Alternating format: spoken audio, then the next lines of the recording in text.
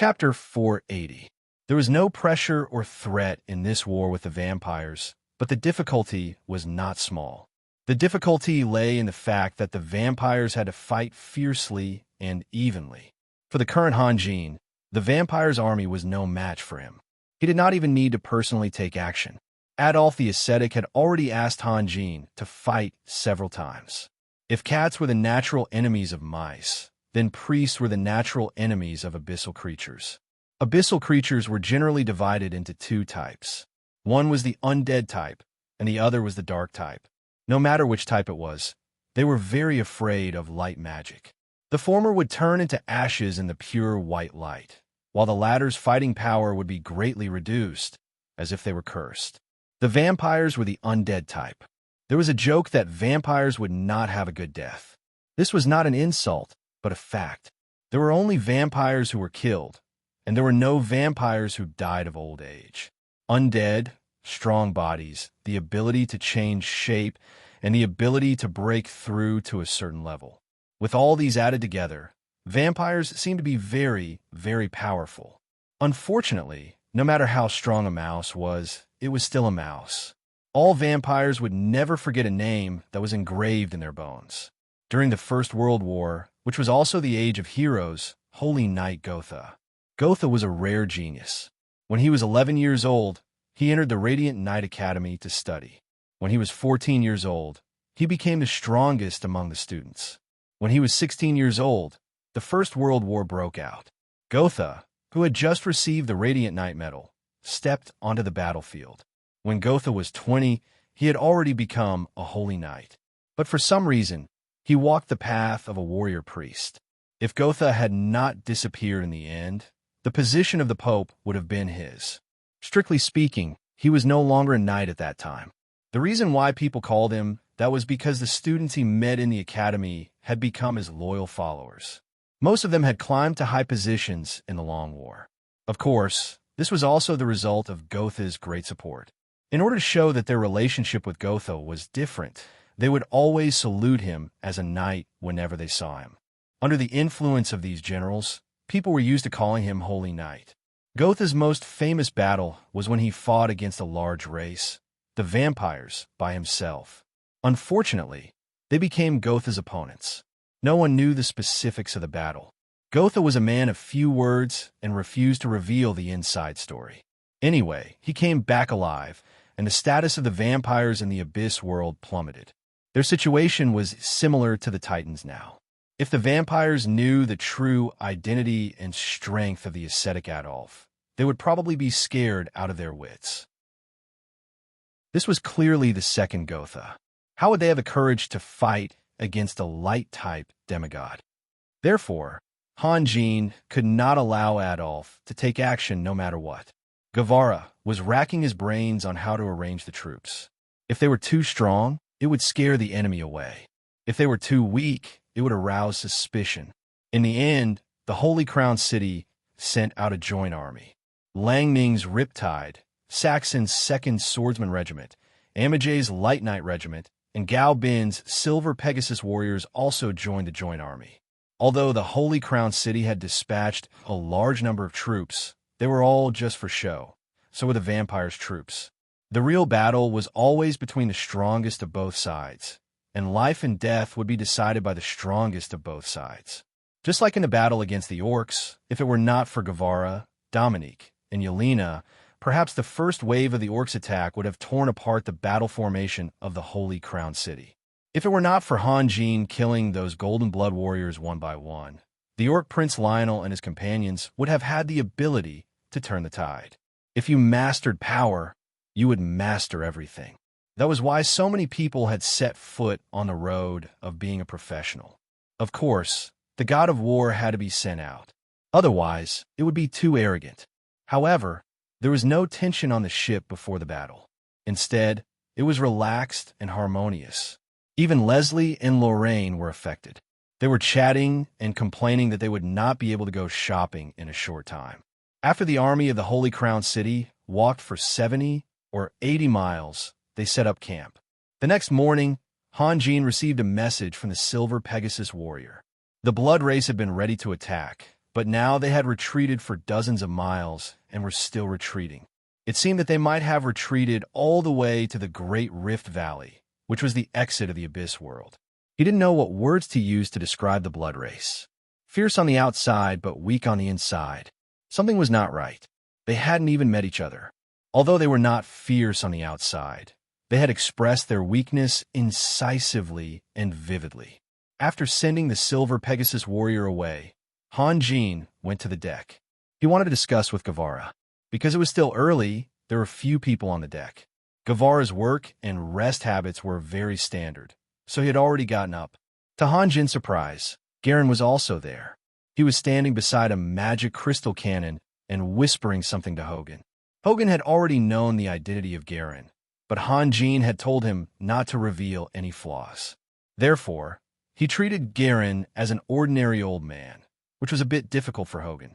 Although he was not at the level of being respectful, he was very humble. Hogan was very eccentric. He was only honest in front of few people, but in front of others, he would reveal his true colors. The Silver Pegasus warrior sent a message. Han Jin said as he sat down opposite Guevara. Then he found that Guevara didn't seem to hear him and was still looking at something. He couldn't help but follow Guevara's line of sight and asked, "What are you looking at?" "Of course it's him."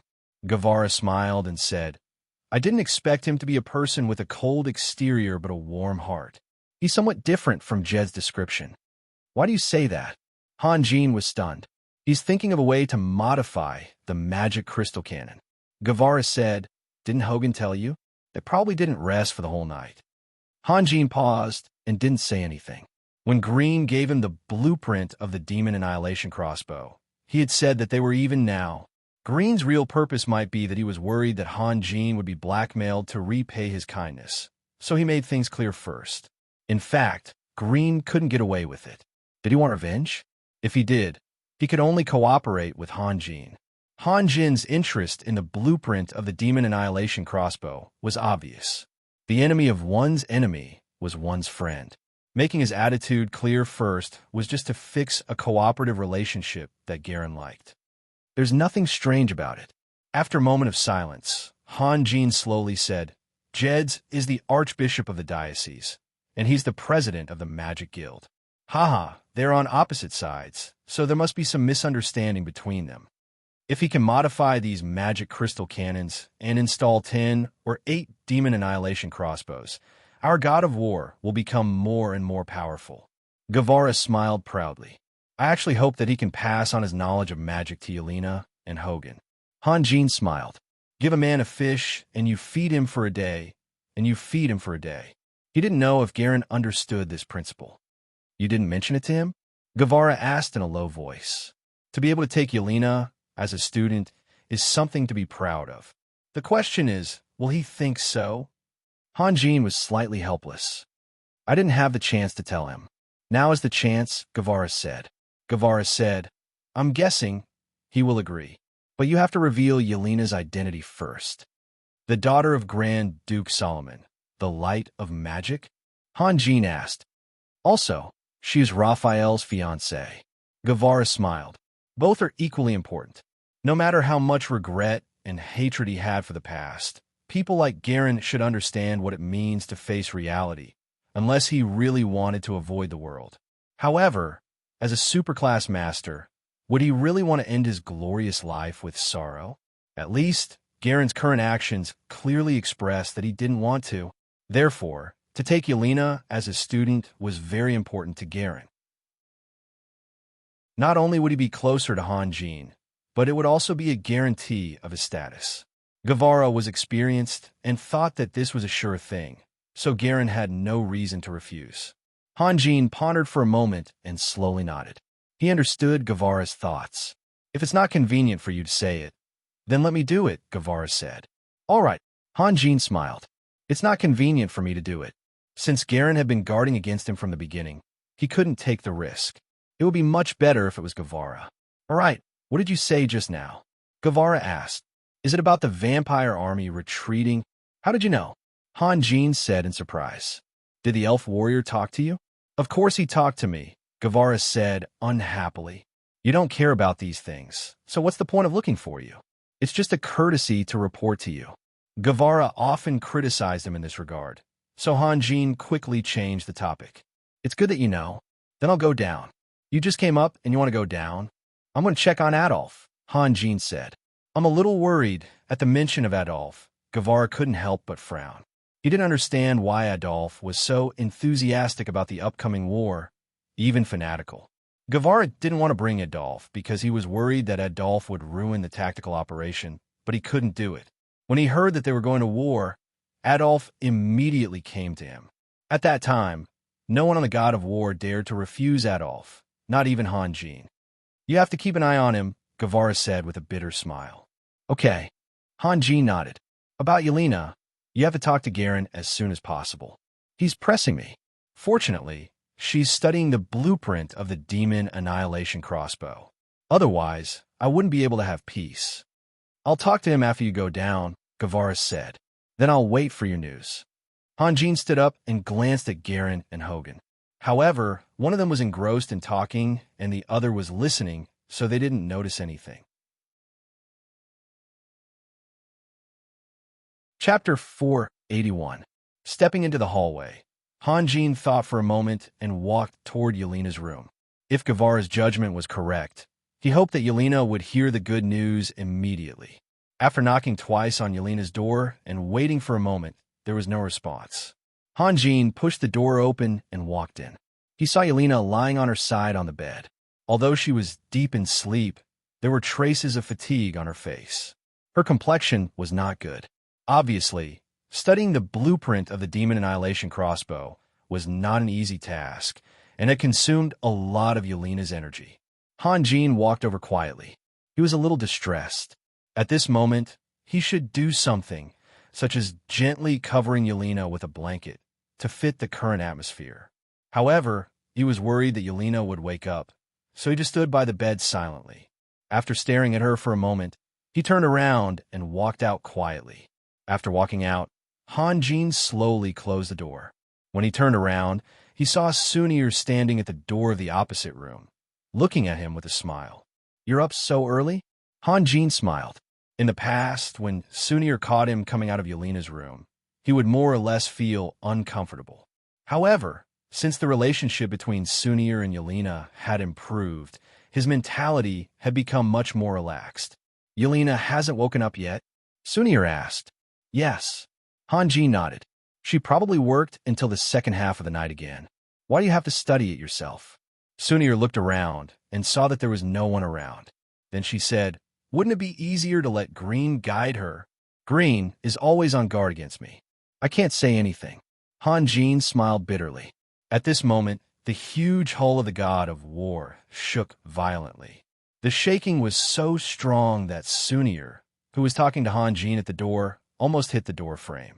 The mountain warriors on the deck were also shaken, and a few thunderbirds were even thrown off the hull. Han Jin felt his heart skip a beat. He did not have time to explain to Sunir. He immediately formed a spell and disappeared in front of Sunir. The next moment, he was in his magic laboratory. At the heart of the spirit gathering array, the pure Saint Crystal was exuding a dazzling light. The light was so bright that all the starlight had disappeared, and even the figures of the three angels had been obscured by it. Amidst the blinding light, a voice could be heard laughing maniacally. Despicable blasphemer, you actually dared to steal the great Saint Crystal. Now, prepare to receive the punishment of the Lord God. The holy crystal became brighter and brighter, and the flashing light waves became denser and denser. The whole space seemed to solidify, and the atmosphere made people feel very uneasy. It was as if there was something here that could explode at any time and blow everything to smithereens. Han Jin's expression was still very calm. He did not know why, nor did he know when it started, but it was getting harder and harder for him to get angry. Even if he was angry, it was often for others to see. His heart had become a calm, an unfathomable pool of water. Have you forgotten something? This is my territory, and I am in charge, Han Jin said calmly. Then, he formed a seal and shouted, Seal. Although it was just a low shout, it contained the majesty of an imperial decree. The surging light seemed to be able to understand Han Jin's command, and it receded like a receding tide. In the blink of an eye, the holy crystal became pure again, and the bright stars returned to their original appearance. The angel in the middle was completely dumbfounded and could only stare at the pure Saint Crystal in a daze.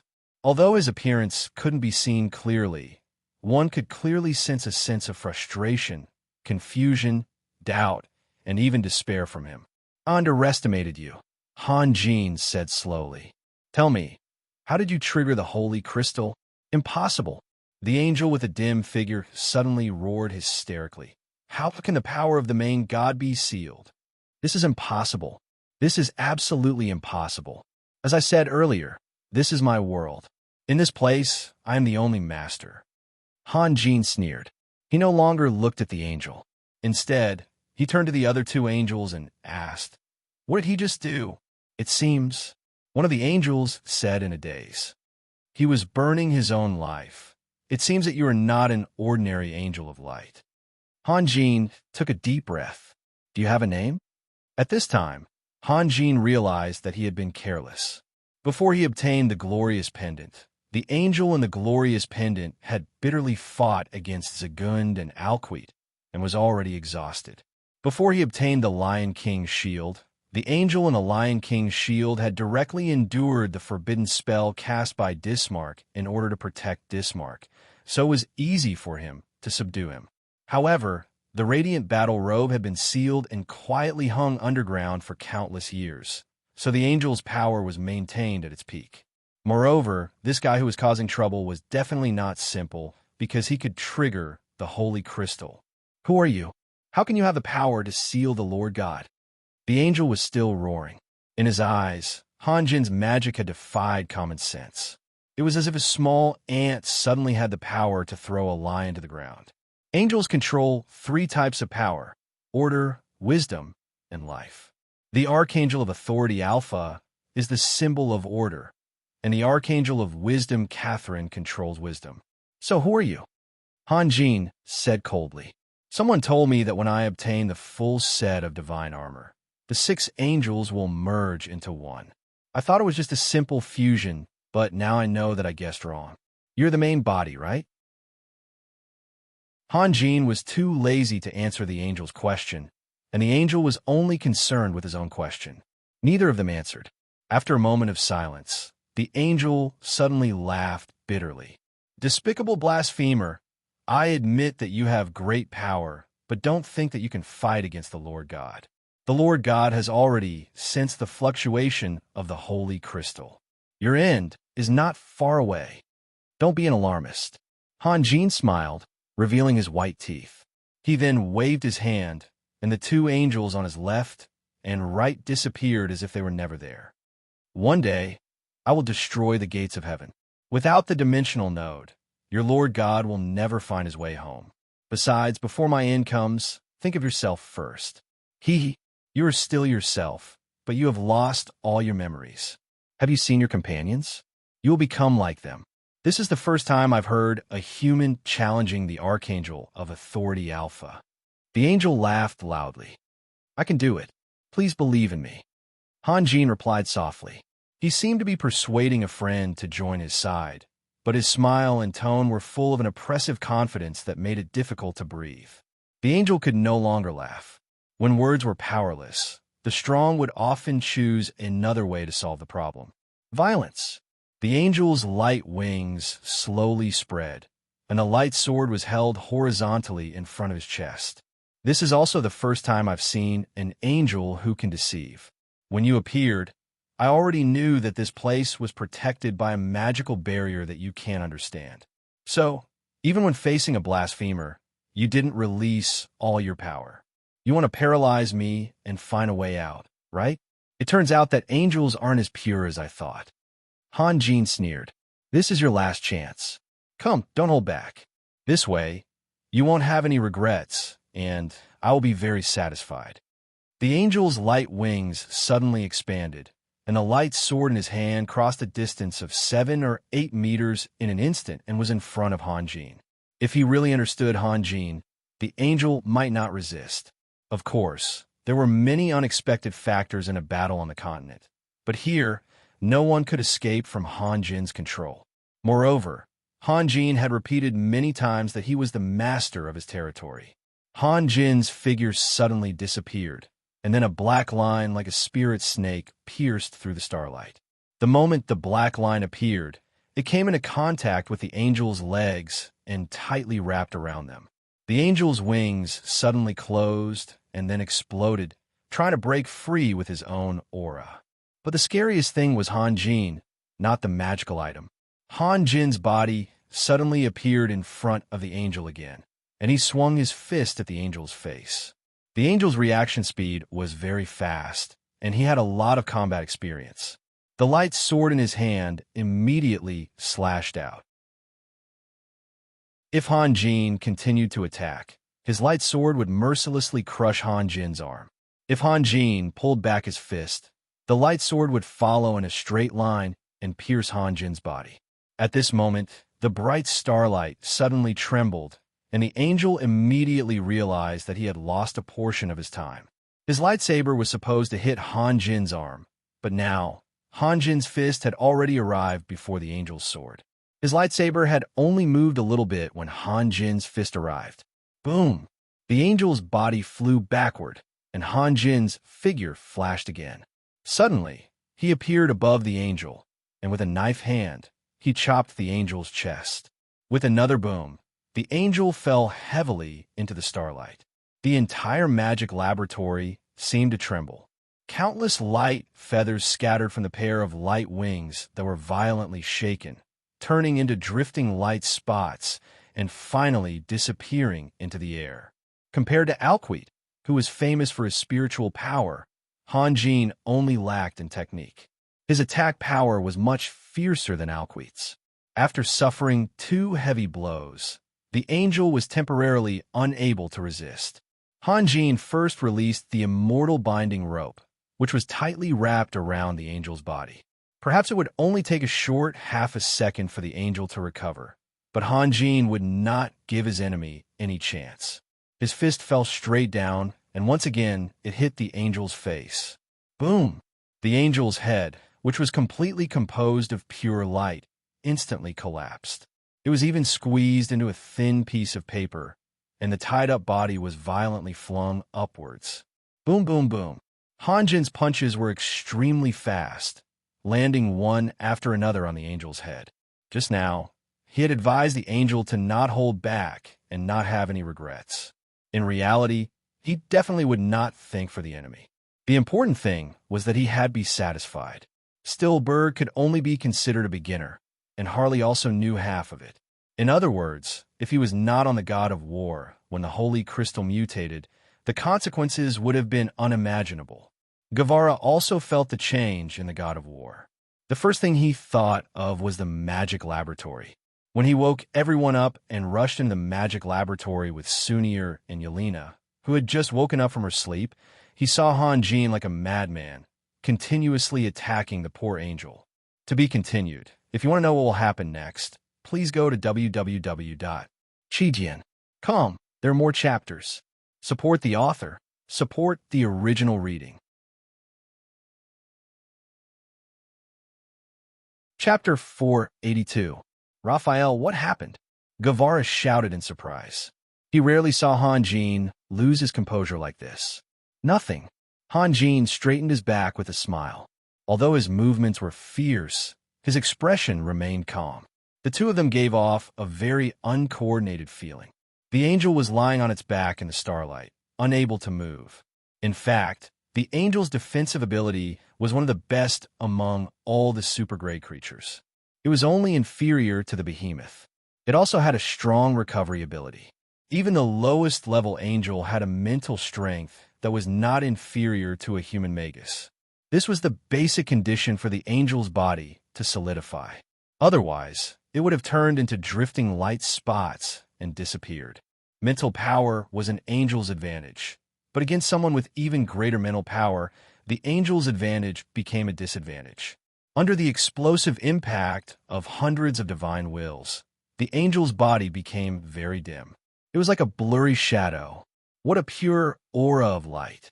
Yelena looked around suspiciously. Hanjin made a gesture with his right hand, and a golden talisman appeared in his palm.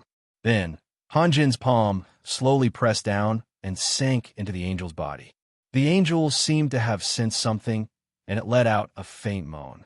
Hanjin's wrist shook slightly, and the golden talisman exploded in the angel's body, turning into countless streams of light that scattered everywhere. From the perspective of Gavara, Yelena, and the others, the angel's body had been scattered by the streams of light, but it was still intact. The angel's moans became softer and softer, and finally, it became dead silent. "Stand up," Hanjin said in a cold tone. The angel obediently stood up and floated in the air. However, its body was a little unstable because the light wings had disappeared. Without its support, it could no longer move as freely as before. Hanjin turned his wrist, and a white light magic crystal appeared in his hand. He then handed it to the angel, and the angel took it without hesitation. "Why are you all here?" Hanjin turned around and asked. "Raphael, what happened just now?" Sunir asked. "It's nothing. This fellow was disobedient and gave me some trouble." Hanjin smiled. "Little troublemaker? Was it really a small matter to cause such a big commotion?" Sunir was in disbelief. "Master, are you talking about me?" The angel suddenly interrupted. The mysteries of the Tao were not limited to control. Even the materials used as sacrificial offerings for low-rank spirit beasts could create an illusion that they were connected by blood. For example, little gold lightning had been obsessed with Hanjin since it was young. To a certain extent, it had already treated Hanjin as its own biological parent.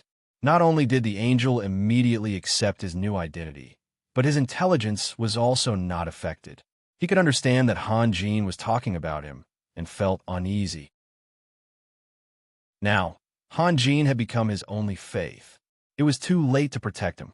So how could he cause trouble? "If it wasn't you, who else could it be?" Hanjin said indifferently. But the angel thought hard. However, his memory suddenly stopped. It was as if the first thing he saw after he was born was Hanjin. Then he saw the starlight and saw those people with strange expressions. Then he realized that his power was very weak. His master seemed to be able to sense his pain and immediately gave him a high-rank light element magic crystal. As for what he did to make his master unhappy, he couldn't remember. Everything was blank. Hanjin formed a seal, and two angels appeared in the starlight. Hanjin said softly, "These are your companions. From now on, you'll guard here." "Understood, Master." The three angels replied in unison.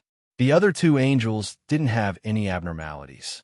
Only the angel holding the magic crystal suddenly raised his head, as if he was looking at his companions with an unfriendly gaze.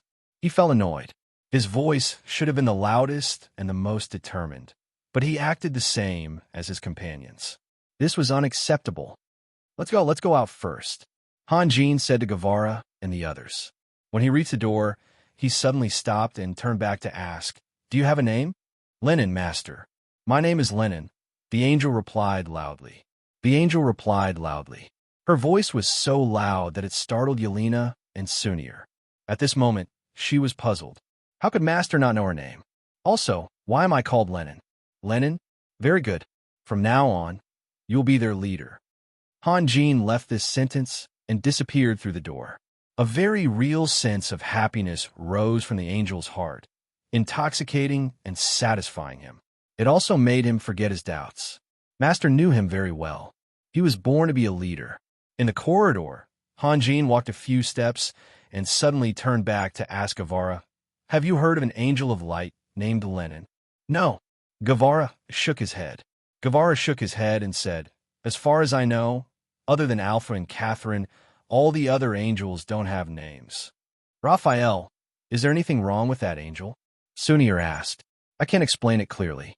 Hanjin pondered for a moment and said, "What surprised me was that he had the ability to trigger the holy crystal. It seems I should find a chance to talk to Adolf in detail." "Didn't you already catch him? Why don't you ask him face to face?" Yelena asked. According to the teachings, angels were created by the Lord of Light.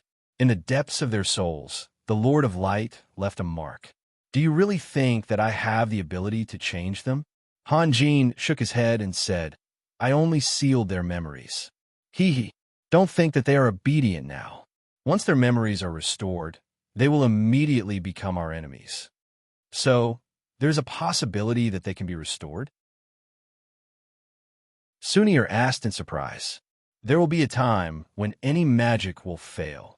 Han Jin said slowly. The magic that I release is no exception. It's just that guy is more of a headache. Do you know? He knows how to deceive people. When the seal loosens, other angels will more or less reveal their traces. I can detect it in time, but that guy, it's hard to say. Then why don't we just... Sunir didn't finish her sentence, but her meaning was obvious. No. Han Jin shook his head and said, although it's safe to destroy him, we will lose our chance. If I'm not wrong, only he can release the power of the precepts, and only he can compete with Alpha after fusion. Also, the Gate of Heaven should have many secrets that we can't understand. Maybe we can find the answers from him. Raphael, every time I hear you mention the Archangel of Authority, Alpha, I have a feeling that you are treating Alpha as your enemy? Guevara suddenly asked. Am I crazy? Han Jin laughed, but there was a trace of guilt in his laughter. Alpha, the Archangel of Power, is the strongest in the whole plane, and his duty is to manage and supervise all the angels. He never interferes with the direction of the continent. Even if the entire Vatican is destroyed, he will not show his will. We can't have anything to do with him. We can't be friends, but we can't be enemies either. Guevara didn't say anything. He just looked at Han Jin quietly. Although he didn't know everything, he had witnessed part of Han Jin's growth and knew Han Jin very well. Although he couldn't tell what it was, he knew that something was wrong. Could it be that I can forcefully break through the Gate of Heaven and go to the legendary heaven?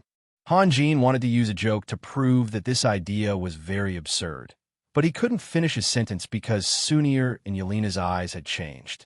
In Sunir's mind, Han Jin's future was limitless.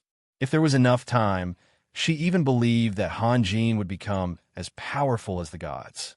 Although Yelena's understanding was not as clear as Sunir's, she still trusted Han Jin.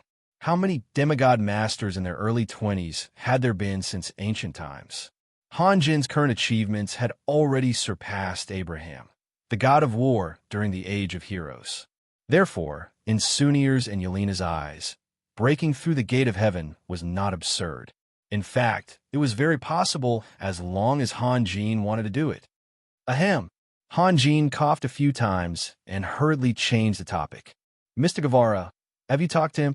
Yes, I have. Guevara glanced at Han Jin. This method of changing the topic could be used once, but if it was used too many times, it would not be able to fool Guevara. Han Jin's performance made Guevara more confident in his intuition. However, since Han Jin did not want to talk about it, Guevara did not want to force Han Jin, so he followed Han Jin's words and said, I didn't see wrong. He had no reason to refuse. He agreed? Han Jin asked. Yes, he agreed. That's great. Han Jin let out a long sigh and smiled at Yelena. Yelena, are you happy? What are you talking about? Yelena asked curiously. What else can we talk about? Han Jin said. Green has agreed to be your teacher. Really? Yelena was ecstatic. Her first reaction was to jump for joy, but she suddenly remembered Majordomo Gale's words. She was no longer the Yelena of the past, but was now Han Jin's fiancée. With Han Jin's ability, he would definitely become an emperor who would shock the whole continent, and she would also become the queen.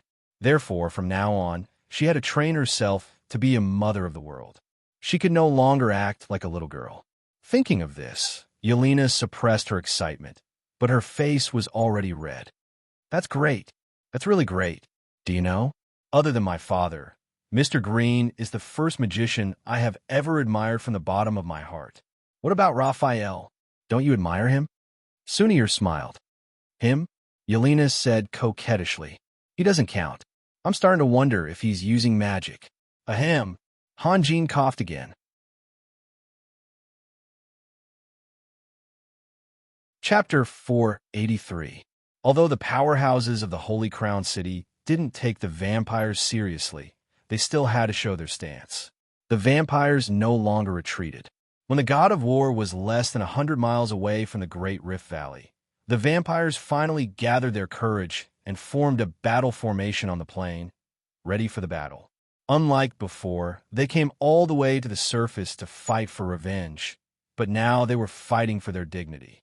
If they were scared back to the ground by Han Jin, the vampires would never be able to raise their heads in the Abyss world. A vampire in a light red robe stood in front of the vampires, about 2,000 meters away from them. Obviously, he was inviting them to fight. Similar scenes often appeared in the romance of Another World. But in this world where power was advocated and the lethality of power could be upgraded to a strategic level, this was the reality. The representative of the vampires must be one of the ancestors of the vampires. If he could really defeat Han Jin, of course, it was just an assumption. And if there was no Adolf on the God of War, even if the vampires couldn't defeat the army of the Holy Crown City, they would still be the victors today. An unrestrained powerhouse could easily destroy the enemy's command center or kill a large number of enemy generals, causing a devastating blow to the enemy's morale. A year ago, Han Jin alone was able to put Zagund in a difficult position. It was because Zagund couldn't restrain Han Jin. In fact, Zagund had many powerhouses around him, such as the 7 brothers of the Abyss Devil Whip and the ancestor of the vampires, Alquit. But they couldn't restrain Han Jin's mysterious Taoism, so they were always at a disadvantage. The god of war slowly stopped. Guevara stood at the bow and looked forward. Suddenly, he smiled. "Raphael, they are challenging you. Should I ask them to wait?" Han Jin also smiled. "It's too shameful for me to go out when they ask me to. Let me do it for you." Dominique stood up slowly. "No, let Raphael go by himself." Guevara hurriedly shook his head. The vampires who could enjoy the title of ancestor were not to be underestimated. Dominique might not be a match for the enemy. Only Han Jin could guarantee that nothing would go wrong. The battle had begun. Yelena, Sunir, and the others all came to the deck. Only Adolf didn't know anything. Han Jin had forced him to stay in his room. Otherwise, Adolf wouldn't have given them any time to talk. Otherwise, Adolf would have already rushed to the battlefield. Sunir and Yelena stood on either side of Han Jin and helped him tidy up his battle robes. Today, Han Jin was armed to the teeth. There was a glorious pendant around his neck, the Lion King's shield on his left arm, the dragon scale armor made by Yelena on the outside, and the robe of light on the inside. Coupled with his faked Earth Corpse and Earth Meld, it was still too early to say that Han Jin's combat strength was limitless, but he was definitely immortal. "Be careful," Yelena whispered. Yelena said in a low voice. Even after being armed to this extent, Yelena was still worried because this was an unconventional battle. They were thousands of miles above ground and underground, and they didn't know the secrets of the vampires at all, so there was no need to talk about knowing one's enemy. "We must win, but don't win too fast." Guevara also reminded, "At least, don't let those poor guys feel despair." Compared to Yelena, Guevara was much more optimistic. "I understand. Be careful of their sneak attacks," Sunir whispered. "Those despicable vampires are not trustworthy. They will do anything to win." "I understand." Although everyone's reminder was unnecessary, he could only nod. Just as Han Jin was preparing to accept the challenge of the vampires, on the other side of the Great Rift Valley, 2 figures stood quietly on top of a mountain. The Great Rift Valley was about 20 miles long. Logically speaking, if Han Jin couldn't detect their presence, then they wouldn't be able to observe the god of war's movements either. However, the silver-haired woman in the black dress seemed to be looking at something with great interest. Her temperament was a little strange. She didn't have any trace of adornment, giving off a natural, gentle beauty. Her curves were smooth and exquisite. Her knees and calves were exposed from the slit in her dress, and they were as round as jade. Her appearance and figure could be said to be of the highest quality. However, her silk-like silver hair, set off by her black dress, made her look even more seductive, making it hard for others to look at her directly. The person standing behind the woman was extremely ugly. It could even be said that he was Harley's brother. However, Harley's body was half virtual and half real, while this person was real. Under the wide cloak was a white skeleton. His pitch-black eye sockets were like Harley's, flashing with a strange red light. His long robe didn't fit him well. When a wind blew, the long robe fluttered, as if it was hiding a thin bamboo pole. I seem to have found the man named Raphael you were talking about. The woman in front smiled and said, "He is indeed very young. Lady Catherine, you must kill him. Use the cruelest method to kill him." The skeleton's teeth suddenly moved up and down, and an extremely sharp voice was squeezed out from it. "Oh, right. I heard that he already has 2 fiancées? Ha! Lady Catherine, you should kill his fiancées first, right in front of Raphael, and let him have a taste of—" The skeleton was talking happily, but he didn't notice that the smile on Catherine's face was slowly disappearing. Killing that Raphael wasn't a problem for Catherine at all. After all, she had been looking for things to do for countless years out of boredom. Once, she was just trying to figure out whether a dragon egg of unknown origin was a male or female. She could guard it for dozens of years. However, this skeleton was trying to use love to cause harm to his enemy. This was something that Catherine was extremely disgusted with, because she had experienced the same thing a long time ago. "Are you ordering me around, Mantico?" Catherine said flatly. The skeleton's screams stopped abruptly. In a way, Catherine wasn't scheming, and she didn't need to be scheming. Her strength was enough to prove everything. Therefore, she would always reveal her emotions without restraint. The skeleton obviously knew that Catherine was suddenly angry, but he didn't know why, nor how to respond. "Denver helped me before, and I owe him a favor. That's why I accepted your request." Catherine's voice was cold. "Do you understand what I mean?" "Yes, please forgive me." The skeleton called Mantico replied, trembling. If he could sweat right now, his long robe would have been soaked through by now. "I was too emotional." "So, you weren't emotional." Catherine's voice was still cold. "Do you hate him a lot? Is it because of him that you became like this?" The skeleton called Mantico hesitated for a moment, then replied in a low voice, "Yes." "Mantico, you're too stupid." The coldness on Catherine's face disappeared and was replaced by a mocking smile. "I'm very curious. With Denver's abilities, why would he take in a stupid student like you? Do you know? You just committed a capital offense." "Me? A capital offense?" The skeleton called Mantico was stunned. "You should feel honored to be a lich. At least, that's what Denver thinks," Catherine said in a playful tone. "But what about you? The depth of your hatred represents how much you don't want to be a lich. Right now, you hate Raphael, so one day, you will also hate Denver, who turned you into a lich. If Denver finds out about your hatred, you can rest in peace." The skeleton called Mantico couldn't say anything else. The sound of his joints cracking could be heard in the wind. After interacting with Catherine for a few days, he thought that this powerful female angel was an idiot who could be easily fooled. Only now did he realize that they weren't even on the same level in terms of strength and intelligence. Moreover, while Catherine was scary, Denver was even scarier. If Denver found out about this, he would really be done for. All of his prideful, proud, and grateful declarations would be exposed. Denver would never forgive him. "Oh, right. Did Denver tell you about this? Why didn't he participate in something so fun?" Catherine suddenly changed the subject. I something fun?" The skeleton called Mantico was about to collapse in fear. He heard Catherine's words, but he didn't understand them at all. "Don't worry, I don't care if you live or die. You're not worth my time." Catherine stretched. "Now, answer my question. What's something fun?" "I'm talking about this world war, of course."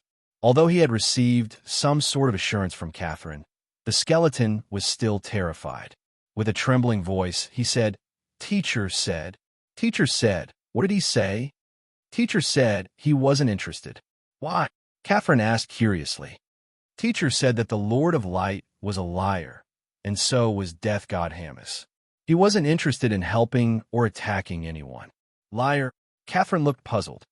"The God of Light told his believers that they would obtain eternal life in heaven, and the God of Death, Hamas, also used immortality to bewitch his believers. In fact, no believer of light or darkness has ever obtained eternal life. Only Denver can bestow eternal life. Catherine pursed her lips and laughed. However, no one could tell if she was mocking him or agreeing with him. The skeleton called Mantico hesitated for a moment. Denver had said something else, but he shouldn't reveal his teacher's judgment. However, thinking about what had just happened, Mantico made up his mind and said in a flattering tone, "Teacher also said that he didn't want to be fooled by Donald." "What does that mean?" Catherine was stunned.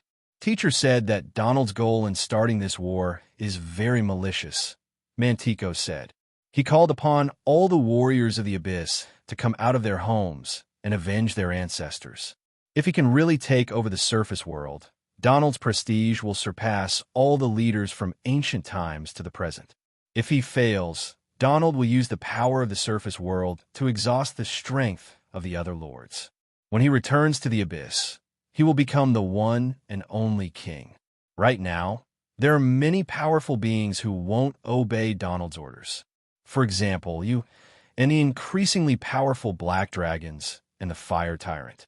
However, when this war is over, you should understand." Catherine was silent. After a long while, she said softly, "I admit that Denver is a very wise lich, but he may have misjudged Donald because he underestimated the power of faith." On the other side of the Great Rift Valley, Hanjin had already flown off the god of war. The entire Holy Crown City group didn't expect that the fallen angel Catherine, the supreme commander of the army, would be so careless as to abandon the army and return to Black Raven City because of an insignificant request. Chapter 484. Hanjin slowly approached the vampire who was standing in the front, but his line of sight went past him and glanced at the battle formation of vampires thousands of meters away. Strictly speaking, Hanjin had revealed a flaw. According to Guevara's plan, he should have paid attention to his opponent, fought a fierce battle, and won by a small margin. However, his line of sight was not focused on the enemy. Ignore.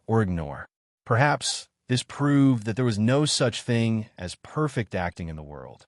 More or less, there would always be a flaw. The key was whether or not it would be noticed by others. When the distance between the two was shortened to about 30 meters, Hanjin stopped. His line of sight finally fell on the enemy.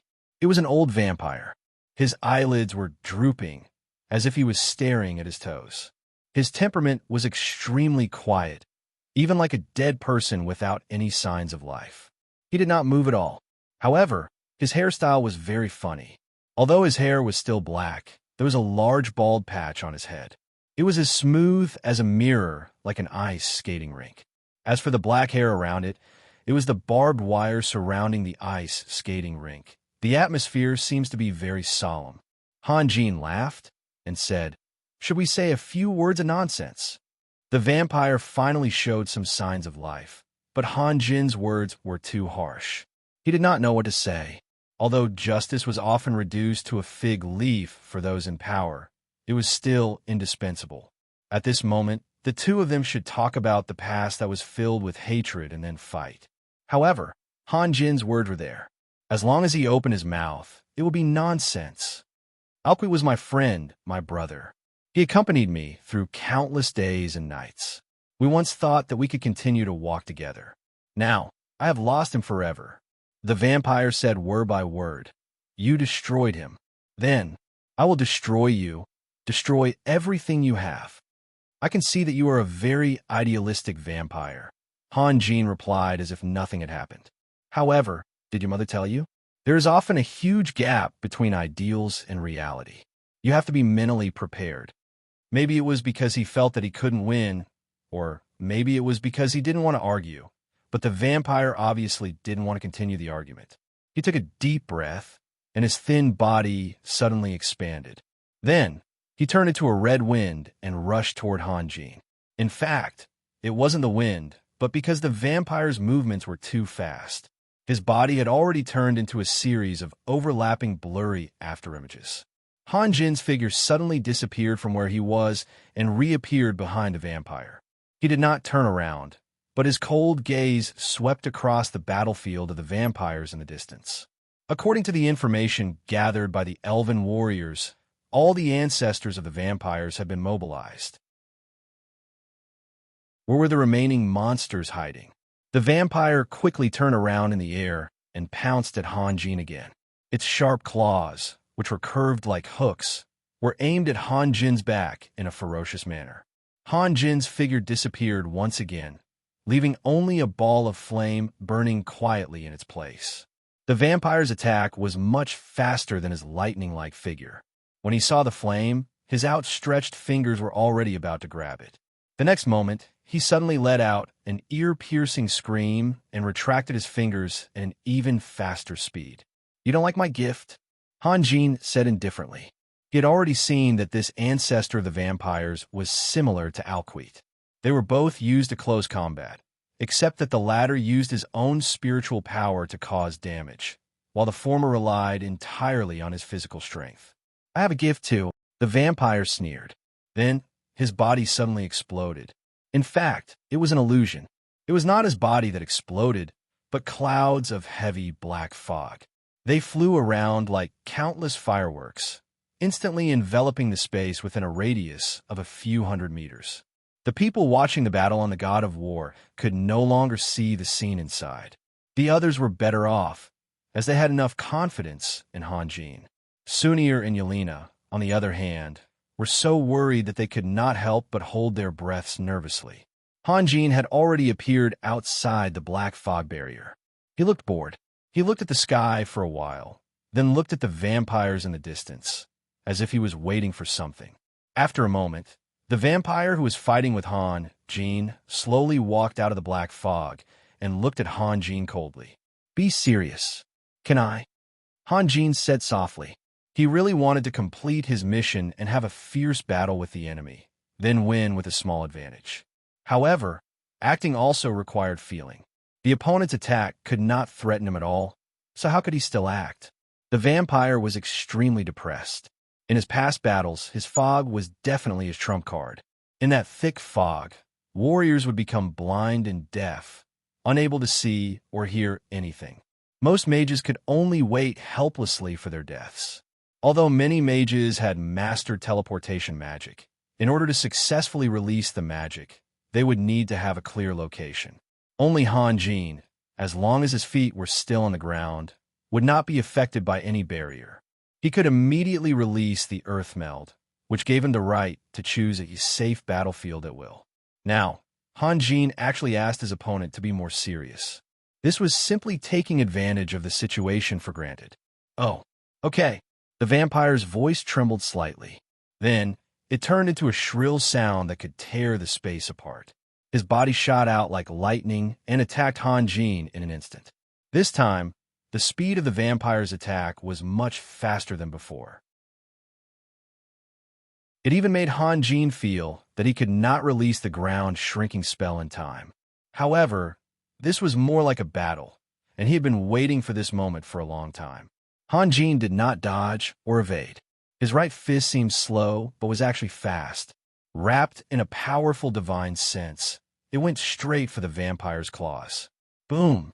In a violent collision, Han Jin's divine sense was almost shattered. His body was also pushed back by more than 10 steps before he could barely stop. The vampire was in a much worse state than Han Jin. At least the quality of the long robe he wore was far inferior to Han Jin's battle armor. The turbulent air currents were like sharp knives, cutting holes in his long robe. His right claw was also clearly twisted. "That's it," Han Jin revealed a cold smile. His expression was in line with the demeanor of a strong person, but he was secretly complaining in his heart. He did not expect that the distant ancestor of the bloodbreed, who was used to close combat, would be defeated after a head-on collision. He would not be able to explain himself when he returned. He would definitely be scolded. Little did he know that Han Jin's current divine sense was far superior to Alquite's. It was just that he did not know how to release it in the past. The vampire's strength was similar to Alquite's. If Han Jin and the vampire were already engaged in a battle, it would be much better than now. However, both parties chose to fight without any fancy moves. The result was obvious. Hee hee hee. The vampire let out a strange laugh. Then, he stretched out his left hand and slowly pointed at Hanjin. He was also chanting a spell in a low voice. Hanjin stood there helplessly, waiting quietly. According to his fighting style, he would never give any enemy the chance to chant a spell. However, he was really worried that the vampire would not be able to take it, so he had no choice but to be modest. Suddenly, Hanjin felt a chill in his heart. There was also a dull pain between his eyebrows. Completely out of instinct, he quickly tilted his head to the side. The vampire's index finger that was pointing at Hanjin was cut off. It immediately turned into a blood arrow and shot straight at Hanjin's forehead. The speed of the blood arrow was so fast that it could not be described with words. Even with Hanjin's reaction speed, it was definitely too late for him to dodge when he saw the blood arrow flying towards him. A strong wind brushed past the side of Hanjin's head. Then, he felt a sharp pain. When he half turned around, he could faintly see traces of black things floating in the air. That should be hair that was forcibly pulled out. Finally, he heard a sharp whistling sound. This was enough to prove that the vampire's attack was far faster than the speed of sound. The attack missed, but it was not over. The blood arrow suddenly paused in the air, then turned around and shot back. Hanjin did not dare to be careless. Although he had the art of faked earth corpse to protect him, he should not waste his Taoist magic. He had to cherish it like a real life. Only then could he ensure his own safety. Hanjin formed a seal, and his figure suddenly disappeared. Soon after, he appeared 100 meters away. The blood arrow then changed direction and shot towards Hanjin with great accuracy.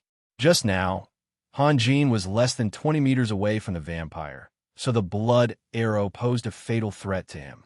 Now that he was 100 meters away, he had more time to react. Hanjin suddenly lowered his body. The blood arrow shot past the top of Hanjin's head, creating a strong wind that messed up his hair again. Hanjin's figure continued to shrink downwards and disappeared without a trace. The blood arrow lost its target and hovered in the air motionlessly. At this moment, everyone on the God of War could clearly see that the thing that was so powerful and had forced Hanjin to dodge so many times was actually a small blood-stained finger. After a moment, Hanjin rose from another place. The blood arrow immediately activated and shot towards Hanjin. Hanjin's mouth revealed a trace of a cold smile. Previously, he had been caught off guard and had underestimated his enemy. However, he had to retaliate. As a man, he had to be competitive. At the very least, he could not embarrass himself in front of the woman he loved. A bright purple light suddenly shot out from Hanjin's hand. Although the blood arrow had an extremely rare speed, it was now a few hundred meters away. The threat had been greatly reduced, and it was enough for Hanjin to launch a counterattack. Boom! The purple light exploded into clouds. The blood arrow seemed to have evaporated into thin air and could no longer be seen. Hanjin had used the purple heaven's tribulation to refine the heavenly Tao. It had an unimaginable power. No matter what the vampire had spent on this strange magic, the result could not be changed. Anything else? Hanjin asked coldly. That is a very interesting fellow.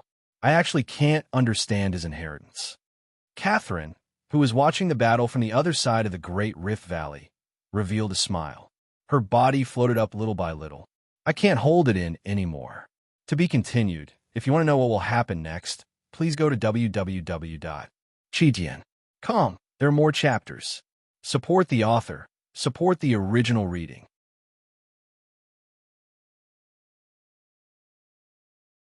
Chapter 485. Hanjin slowly walked towards the vampire opposite him. Was the battle going to end just like that? It was still a little too fast. Perhaps he could only bear with it a little longer. Thinking of this, the coldness in his eyes gradually retreated and was replaced by a look of ridicule. At this moment, Hanjin suddenly saw a small black that appear in the sky from the corner of his eye. Moreover, the small black that was rapidly enlarging. In less than 10 seconds, it had turned into a beautiful and elegant woman. Then, her figure suddenly stopped about 30 meters in front of Hanjin. Han Jin had just seen the other party's appearance when a crisp explosion suddenly sounded in the air. It was as if thousands of whips were lashing out at the same time. Then, a strong gust of wind rushed out from behind the woman. Sand and stones flew everywhere in the field, while leaves and grass danced wildly in the sky. Han Jin was just about to say something to his vampire opponent. His mouth was half open, but that gust of wind actually poured into his mouth, like a fist heavily smashing into his throat. Han Jin had never seen such a fierce gust of wind. It was so strong that it seemed to have a body of its own. Boom! Another loud sound rang out. After the gust of wind rushed past Han Jin, it exploded again and swept towards the back. Countless bushes were uprooted, and a few knee-high stones rolled on the ground involuntarily. There were not many trees on the plains, only some small trees that had not yet matured. They were unable to withstand the force of the wind and were snapped in half one after another. This gust of wind came and went suddenly. In the blink of an eye, after it had swept 1,000 meters away, it disappeared silently. However, the field within the range of the gust of wind was left in a mess, as if it had just encountered some kind of natural disaster. Han Jin took a deep breath. As the saying went, an expert would know if he was an expert when he stretched out his hand. Han Jin was already standing at the peak of this continent and was an expert among experts. He did not need to make a move at all to sense a huge threat. The vampire who had just fought with Han Jin revealed a look of ecstasy. He did not greet or speak and just quietly retreated. Catherine had lived in the abyss for so long, and her temper was already well known. When Catherine wanted to talk to you, she would naturally speak. When Catherine did not want to talk to you, it was best to shut up and walk away. Otherwise, you would be asking for trouble or even seeking your own death. There was a commotion in the vampires' battle formation. Seeing Catherine appear, all the vampires were overjoyed. They finally gained the long-lost courage. "Hello," Catherine smiled and said. Then she combed her hair that had been messed up by the gust of wind with an extremely graceful movement.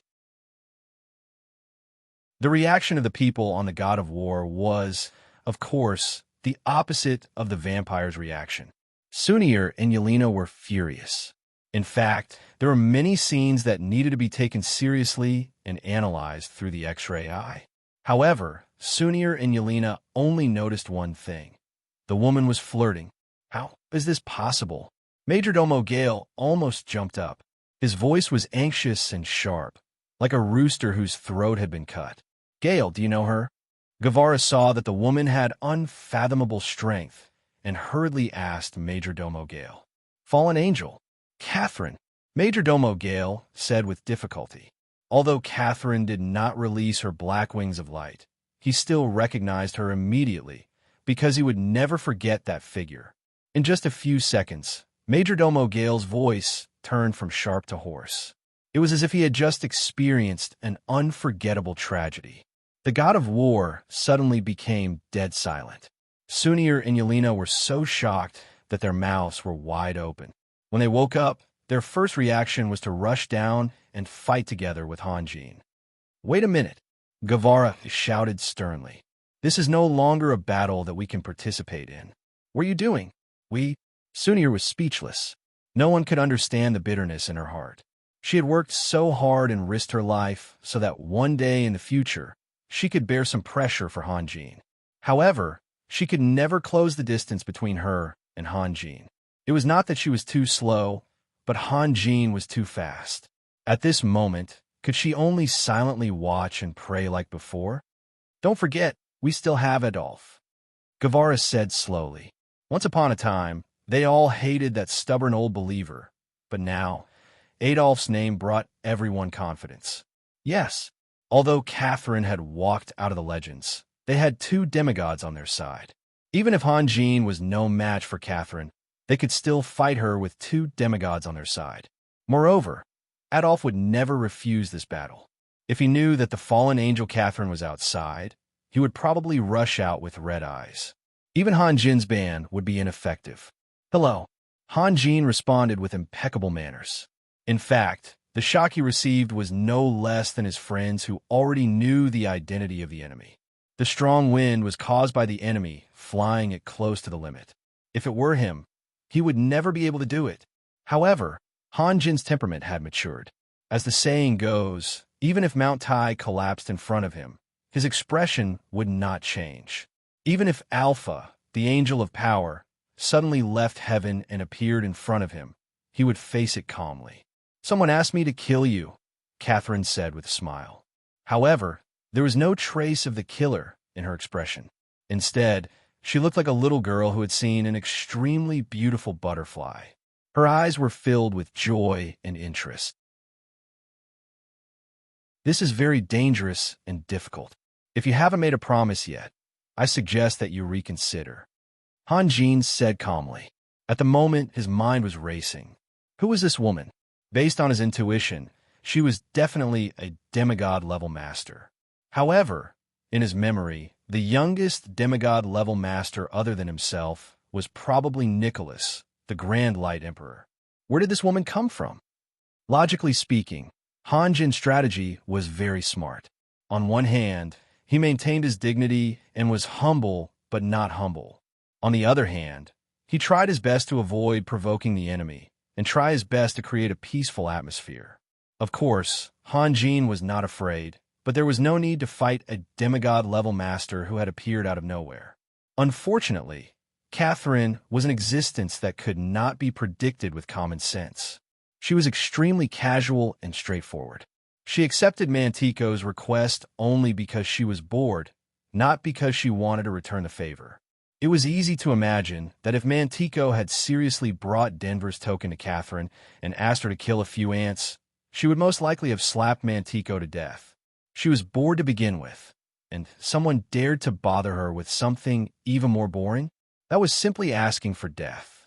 The reason Catherine was interested in Han Jin was because Mantico had described Han Jin to be too perfect and too powerful.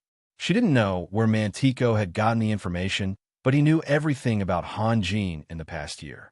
Dragon Slayer, great magus who had repeatedly created miracles, the youngest demigod-level master, able to fight back even when sealed, and kill Dragon City Elder Maxwell. It was all these titles, and deeds that made Catherine immediately return to Black Raven City. "What if I tell you that I've already made a promise?" Catherine was still smiling. "You really don't want to reconsider?" Han Jin was also smiling, revealing his snow-white teeth. Sunir and Yelena both knew Han Jin's habits very well. Once Han Jin showed this kind of smile, it meant that Han Jin was determined to use violence. "Do you know who wants to kill you so badly?" Catherine asked in a voice that sounded like round pearls rolling on a jade plate. She didn't answer Han Jin's question because it was obviously unnecessary. There's a good saying, "Those who are not envied by others are mediocre." Han Jin said indifferently, "There are too many people who want me dead, but I've always lived well. Those who are not envied by others are mediocre." Catherine laughed even more heartily. "Then do you want to know who I am?" "Huh!" Han Jin's laughter stopped abruptly. The bright purple light in his hand condensed into a line and flew towards Catherine's chest. Although he was facing a peerless beauty, and although his goal was only to test her strength, the whole attack was executed in one go. Han Jin had already activated the spirit possession technique with all his strength. His movements were steady, accurate, ruthless, and fast. No matter what kind of enemy he was facing, Han Jin was always stingy with showing even a trace of mercy. The vampire who had retreated to the back changed his expression. He couldn't see the power of Han Jin's attack, but he could see the swift movements and also feel the cold and merciless killing intent. Compared to before, that Han Jin seemed a little sluggish. Could it be Catherine's expression also became cold? Other than that unforgettable existence, no one had ever dared to attack her first. Even the arrogant Black Dragon King Valentine had to be courteous to her. The bright purple light in Han Jin's hand turned into a 30-meter-long spear. In an instant, the tip of the spear passed through the distance between the two of them and approached Catherine's chest. Catherine clenched her fist and met the tip of the spear. Her fist looked very small, and her movements were very gentle. It didn't seem like she was fighting, but more like a little girl playing with her sisters. However, her fist clearly contained an incomparably large amount of power. The spear formed from the heavenly Tao actually collapsed upon contact. At the same time that Catherine swung her fist, her figure also pounced forward. Her white and tender fist went straight forward. Wherever the fist passed, the spear collapsed into countless scattered starlight. The final point of Catherine's fist was Han Jin's chest.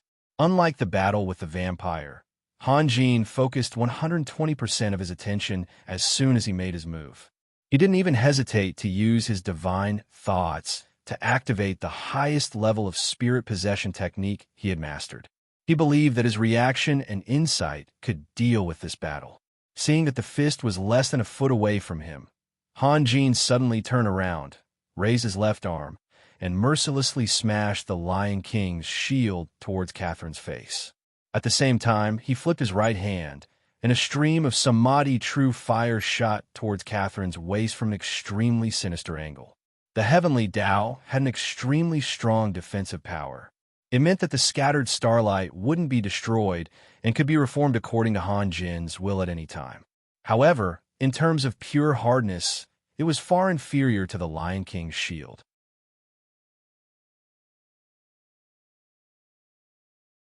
Chapter 486. Catherine suddenly flipped her palm and slapped the Lion King's shield. Boom! Han Jin never expected that the woman in front of him would be so tyrannical. Although his heavenly Tao was shattered by a punch just now, the heavenly Tao formed its own universe and was not affected by force. If it was scattered, then it was scattered. He could condense the heavenly Tao again at any time. But at this moment, the collision was completely head-on. At this moment, Han Jin could clearly feel that the woman's soft and beautiful body contained a majestic power like the sea. Han Jin shouted in a low voice and flew backward along with the opponent's force. His body spun rapidly like a top and flew more than 40 meters away before landing firmly on the ground. In the eyes of outsiders, Han Jin was sent flying by Catherine's punch. In fact, he was unscathed. In that split second, Han Jin was lucky to have made a wise choice. He could not be defeated by force. However, Catherine did not let Han Jin go. She chased after him and threw another punch at Han Jin's forehead. Her speed was too fast. Han Jin had just stabilized his body when Catherine's fist had already arrived, and the true samadhi fire released by Han Jin did not even touch Catherine's shadow. Han Jin quickly formed an incantation and cast a shrinking spell. He disappeared from his original place and appeared more than 20 meters away from Catherine's side. With a wave of his right hand, the heavenly Tao once again condensed into a war spear. Then, Han Jin straightened the war spear and thrust it at Catherine's neck. Catherine lowered her body and suddenly shot out like a cannonball, shooting straight at Han Jin. Han Jin's war spear pierced above Catherine's body and almost brushed against her prominent buttocks. Catherine was like an acrobat, sliding forward along a straight cableway. Although the battle had just happened, Han Jin also understood that the woman in front of him was the most terrifying opponent he had ever encountered in his life. So, he was already prepared to release the shrinking spell at any time. Seeing that the spear pierced nothing, Han Jin immediately released the shrinking spell. This time, he deliberately pulled away and appeared 100 meters away. Catherine's figure completely violated the rules of the world. She stopped very suddenly, then slowly turned around and said softly, "You have to be careful." "I will," Han Jin replied faintly. Catherine smiled and moved again, shooting at Han Jin. Han Jin's hands quickly formed an incantation at the same time. Because the speed was too fast, his fingertips seemed to have disappeared, leaving only a blurry afterimage in the air. Then, Han Jin's hands turned up at the same time and pushed out. A fireball the size of a wheel flew out and met Catherine head-on.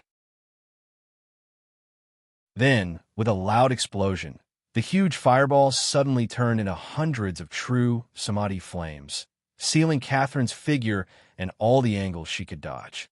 Catherine threw out a punch that she had been accumulating power for. Boom! The hundreds of true samadhi flames seemed to have hit a wall, and all of them were bounced back. Some even hit Han Jin. If not for the control of divine sense, Han Jin would have undoubtedly shot himself in the foot.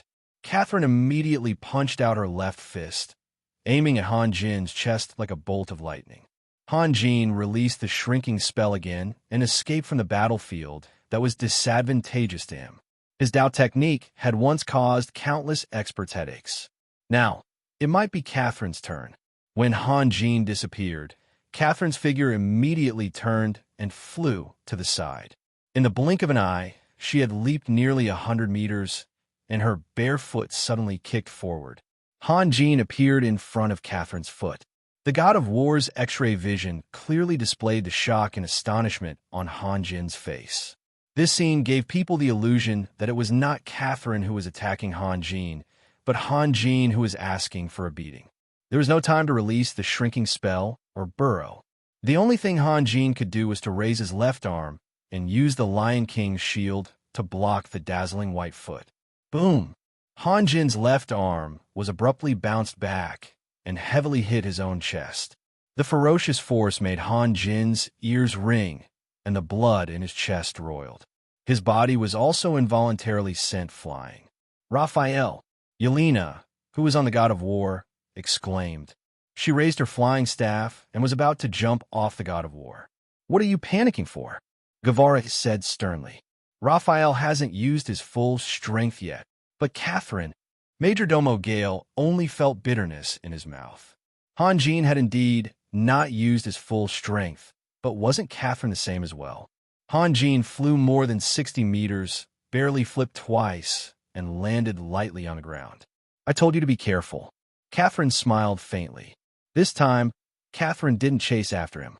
The shock and astonishment just now was just an instinctive reaction. Now, Han Jin's expression was calm. He stretched out his hand and pursed his lips. Then, he quietly stared at the bright red color on his fingertips. He had used the ground shrinking spell against many strong people, but this was the first time it had been seen through. The first condition for the ground shrinking spell to take effect was to cast the spell at the place he wanted to move. Therefore, although Han Jin could continuously cast teleportation spells like the Abyss Demons, he could not cast them as freely as the Abyss Demons. He could only try his best to shorten the casting time.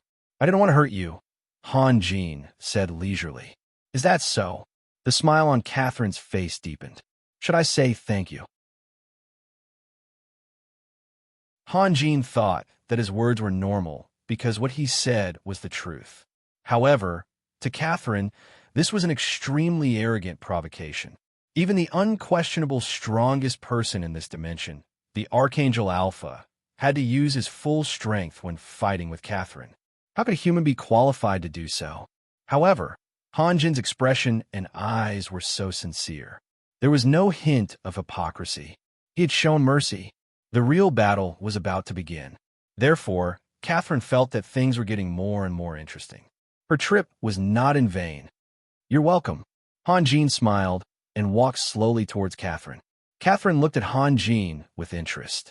Knowing that his strength and speed were inferior to his opponent, he still took the initiative to approach her. This was clearly an unwise action. After a moment, the distance between the two was less than 20 meters.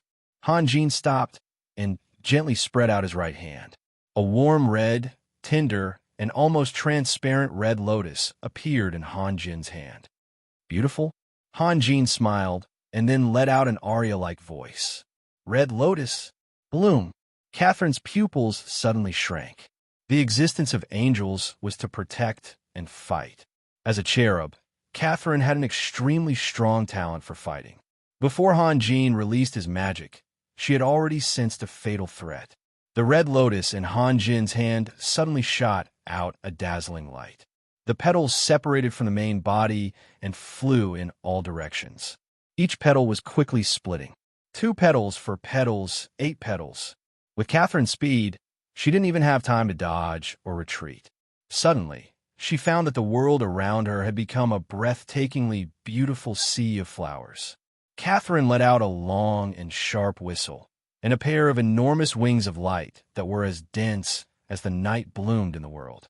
However, they disappeared in a flash, and the black ripples collapsed toward Catherine's hands at an extremely fast speed. Soon after, they turned into two long swords that emitted a chilling aura. In the next moment, Catherine began to brandish her two swords. From the moment Catherine appeared until now, she had already shocked Han Jin several times. However, she was always able to casually break her limits. Releasing her wings of light meant that Catherine had truly released her full strength. Sword light that could topple mountains and overturn seas erupted without any warning. In every instant, several hundred petals emitting light would approach Catherine. However, in every instant, Catherine would brandish out rows of sword light, crushing all the petals that approached her. Catherine's figure had already disappeared, completely hidden in the sword light. Han Jin formed a seal, and the floating petals began to slowly fly towards the same place. Catherine's shrill cry became even louder. Suddenly, the ground around the sword gleam seemed to be under some kind of pressure. The broken grass fell down bit by bit, as if there was an invisible circle that was slowly expanding. 10 meters, 20 meters. That strange scene had already spread to Han Jin's feet. Han Jin felt the pressure and couldn't help but retreat. The ground also seemed to be sinking. In the area closest to Catherine, the grass that had been pressed down had already become one with the ground. It even appeared very smooth, similar to a mirror. The louder Catherine's scream became, the crazier the sword light released became. Han Jin suddenly let out a deafening roar. At the same time, Catherine's scream came to an abrupt stop. The dazzling sea of flowers shrank towards Catherine following Han Jin's roar. Meanwhile, the invisible ripples that had already expanded to a radius of more than 50 meters suddenly turned into a rain of swords, exploding ferociously. Boom! Boom boom! The light was not dazzling. The red lotus was gentle, and the sword light released by Catherine was extremely faint. The sound was also not loud. The sword light and the petals were like shy young boys and girls, always dispersing upon contact and then vanishing. What was unforgettable was the short duration of the collision. It happened in an instant and disappeared in an instant. People did not have time to appreciate the explosion and the magnificent collision. Instead, it was as if the clouds and the wind were calm, leaving behind only a messy world. The atmosphere became deathly silent. Han Jin had once thought that his Red Lotus Hellfire could easily take away the lives of most powerhouses. Since the true Samadhi fire could not harm a superior gold dragon, then the Black Dragon race, who had absolute magic immunity, might be able to resist his Red Lotus Hellfire. However, other than the Black Dragon race, no one could escape the burning of the Red Lotus Hellfire. However, at this moment, he actually saw with his own eyes a powerful existence shatter all of the Red Lotus Hellfire with just a physical attack. Catherine's chest rose and fell slightly. She still held her two swords tightly in her hands. Her lips were pursed into a line, just like Han Jin's. She did not say a word. Catherine thought that Han Jin was an interesting young man. However, interesting and dangerous could not be mixed together. Just now, she felt as if her life was hanging by a thread. It had been a long, long time since she had tasted such a feeling. Fallen angel Catherine? Han Jin said indifferently. Not only did he not lose confidence after the Red Lotus Hellfire was broken, but his fighting spirit was even higher. Who exactly are you? Catherine asked word by word. She could no longer laugh. Her expression was extremely serious.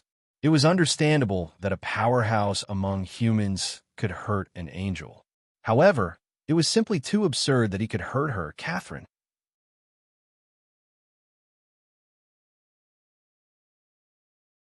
Chapter 487. Interesting. You're here to kill me. Don't tell me you don't know who I am. Han Jin smiled. You should know what I'm talking about. Catherine's expression became even colder. What you have is not magic, nor is it battle aura. It's also not an innate ability. Where did you get this inheritance? Why should I tell you? Han Jin's smile became even brighter. He didn't deny Catherine's judgment. In the past, he could hide it from Sunir and the others, but it was impossible to hide it from Catherine's insight. Raphael, I'm warning you for the last time. Catherine's voice became very slow. Don't talk to me with this kind of tone. When Catherine thought that she could easily kill Han Jin used this kind of tone to talk to her, which made her feel very interested.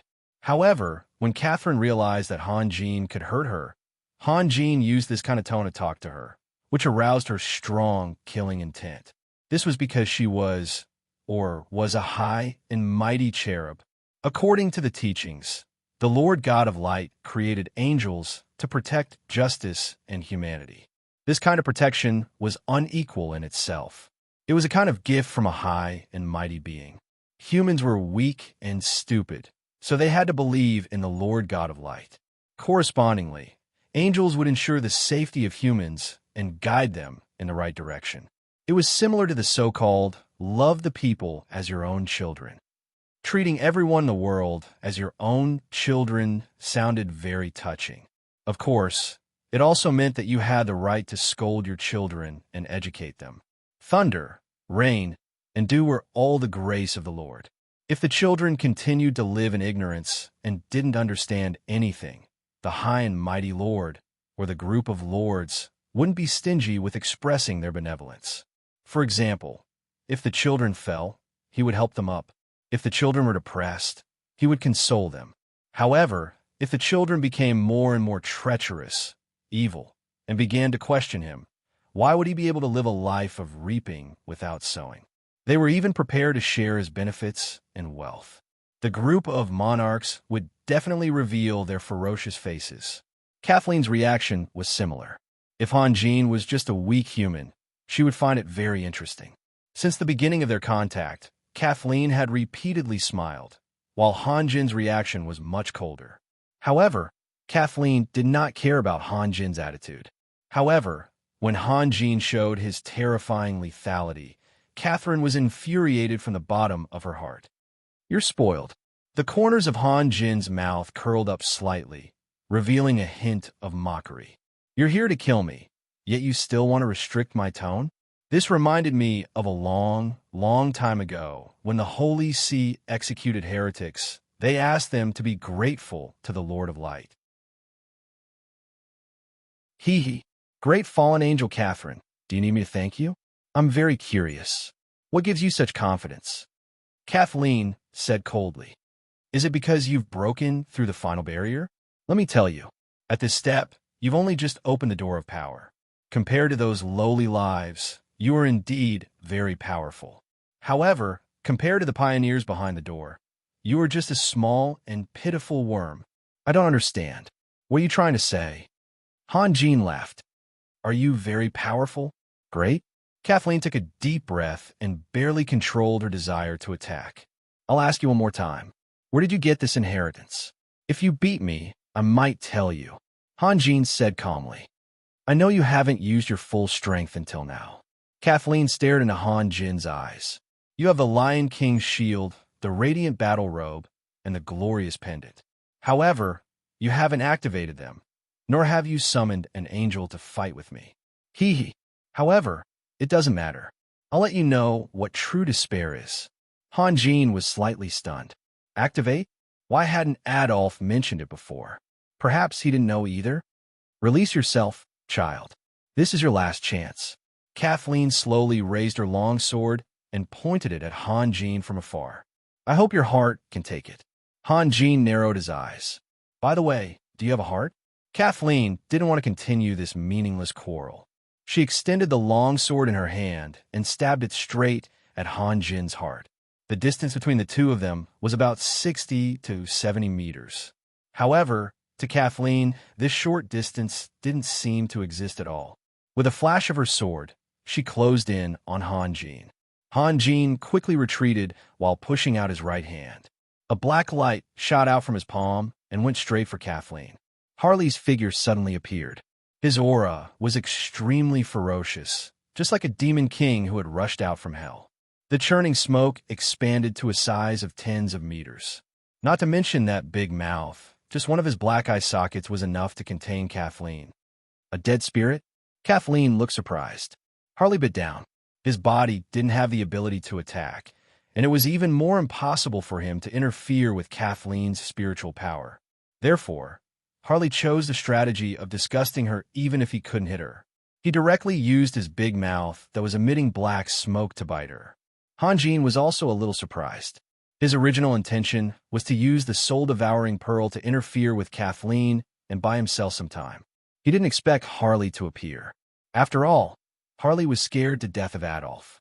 Facing the even more terrifying fallen angel Kathleen, he should be even more afraid. Kathleen had already recognized that the dead spirit in front of her was extremely strange.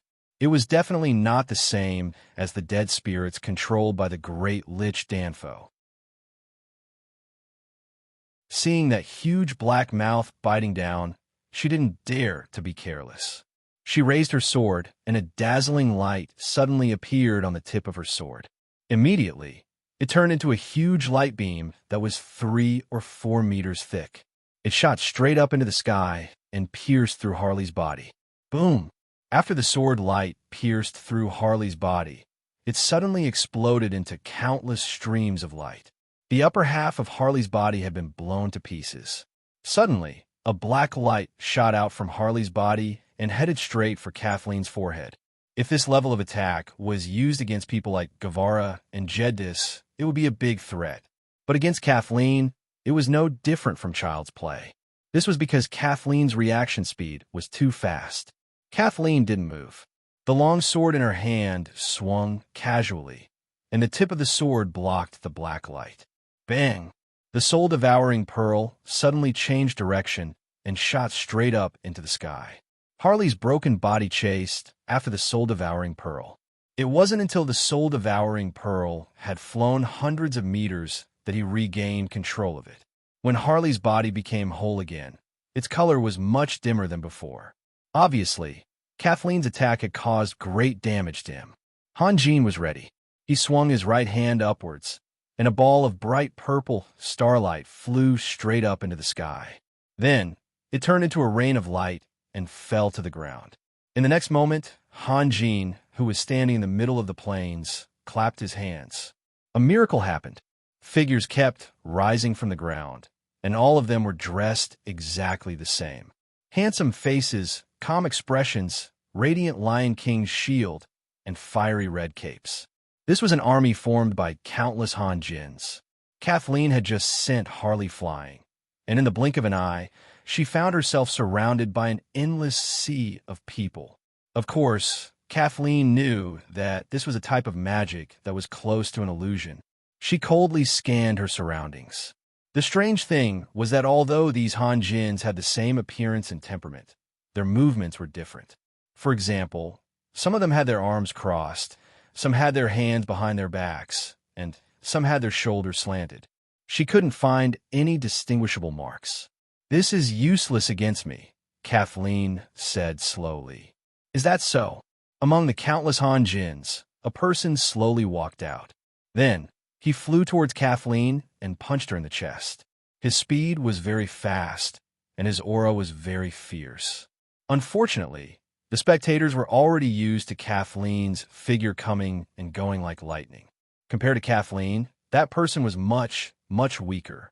Kathleen swung her wrist as if she was chasing away a fly. However, that person had already flown out and turned back into a purple star. However, when the star fell to the ground, it turned back into Hanjin. He said lazily, "You don't seem to be of much use to me." The stellar gold that Shazos gave to Hanjin had only become heavenly Tao after being refined by the purple heaven's tribulation. As long as the power of Kathleen's attack was not as strong as the purple heaven's tribulation, she wouldn't be able to really hurt heavenly Tao. At most, she would only cause Hanjin to lose some of his vital energy. However, Kathleen did not know this. She frowned slightly, probably thinking of a way to solve or find a way to deal with Hanjin. The vampires who were watching the battle from afar were in an uproar. The ancestors of the vampires had taken Hanjin's strength seriously, but the reality had given them a heavy slap in the face. If their judgment was correct, they should have brought their people back to the Abyss world as soon as possible. Han Jin could confront Kathleen and remain undefeated. Whether this was temporary or long-term, it meant that Han Jin's true strength was far above their vampire's ancestors. Just the sight of Han Jin's army in the distance was enough to send chills down their spines. Their judgment was the same as Kathleen's. They thought that it was just an illusion. Who knew that one of the Han Jin would actually attack? What would happen if countless Han Jin rushed towards them?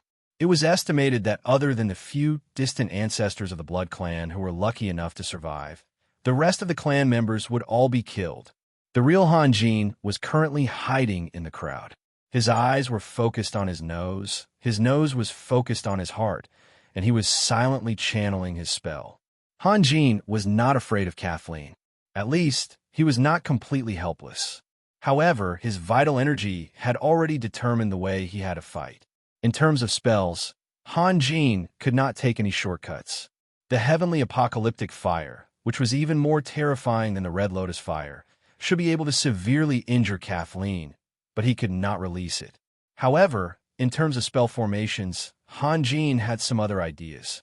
For example, he used 7 or 8 days to set up a spell formation, and the result was that he managed to subdue Chasam of Cold Shadow City. The problem was that he could not tell Kathleen, "Let's not fight yet. Wait for me for a month and see how I'll deal with you."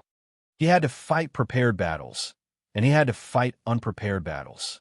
With Kathleen's speed, she could easily catch up to the God of War. Right now, Kathleen did not pay attention to the God of War in the distance, because her goal was not there. If Han Jin dared to escape, the God of War would definitely suffer.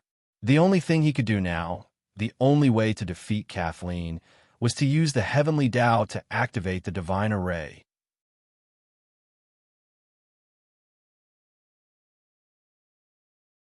Chapter 488.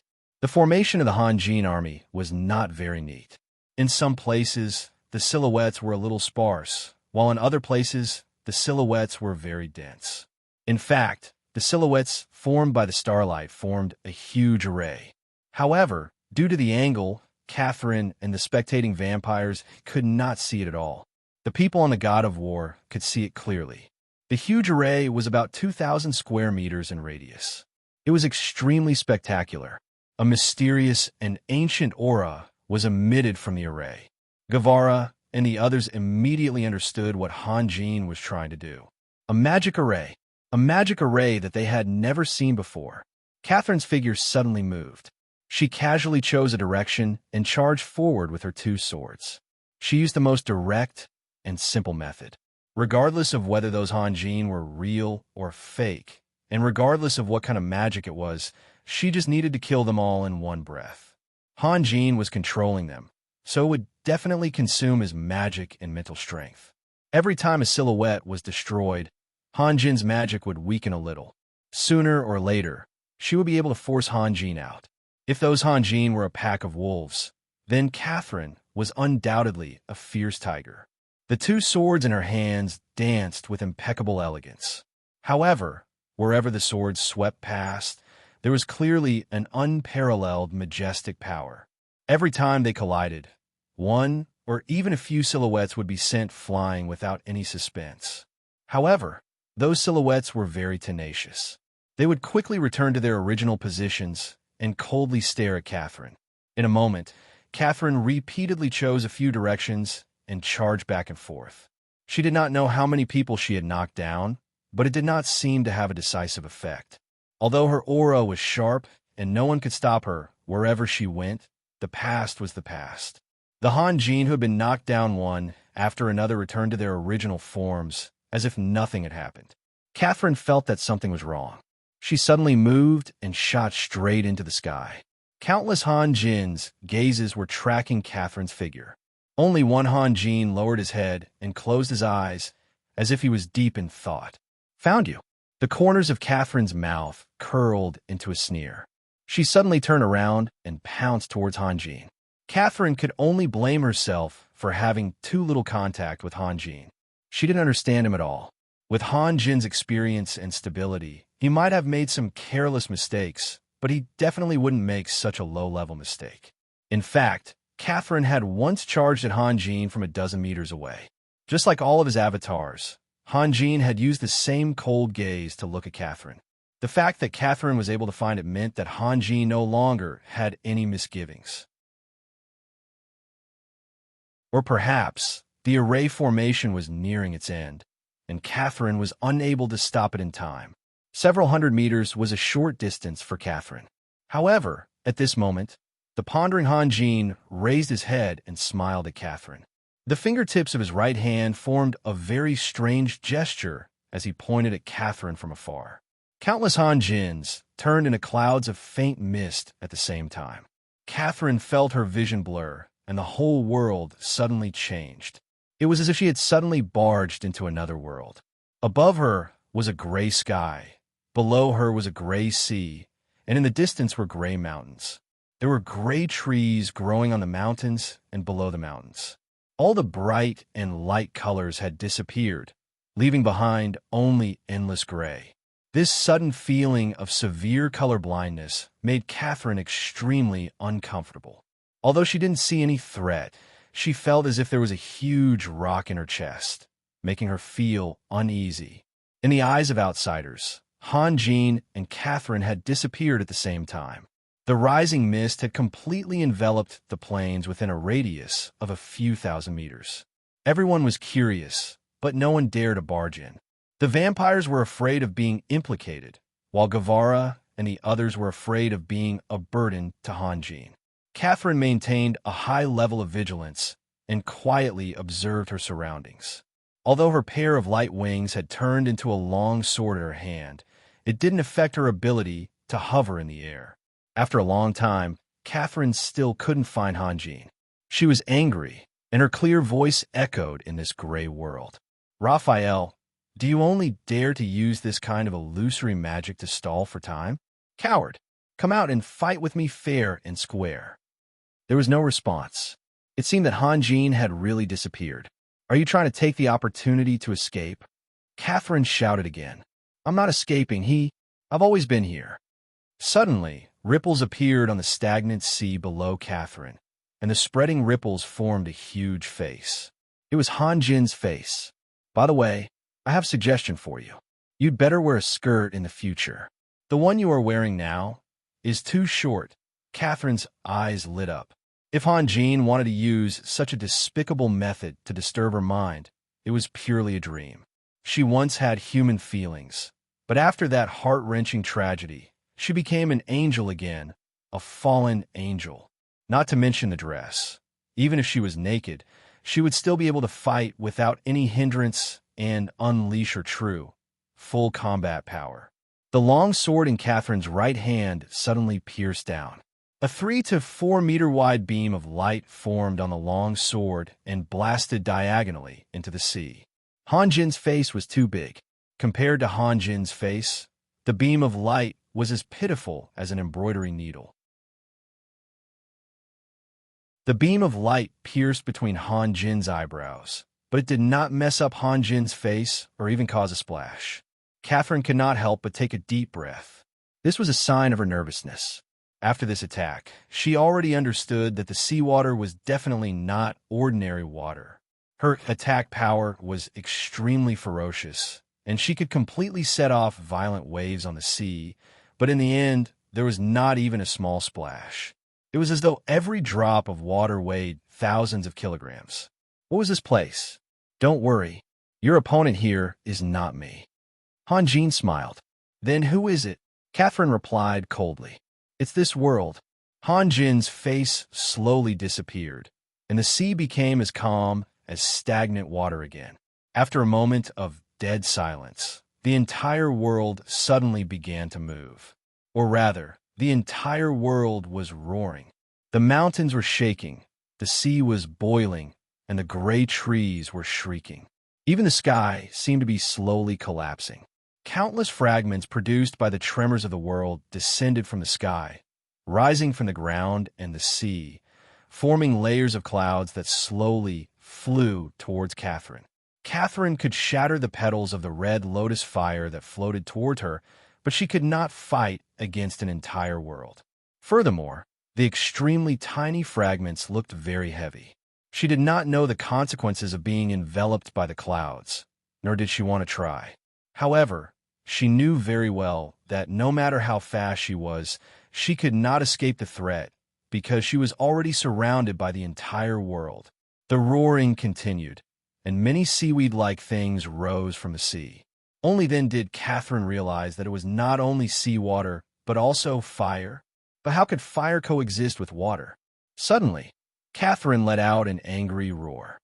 Her voice was very clear and not very loud, but it spread far and wide in this world, even suppressing the roaring of the world.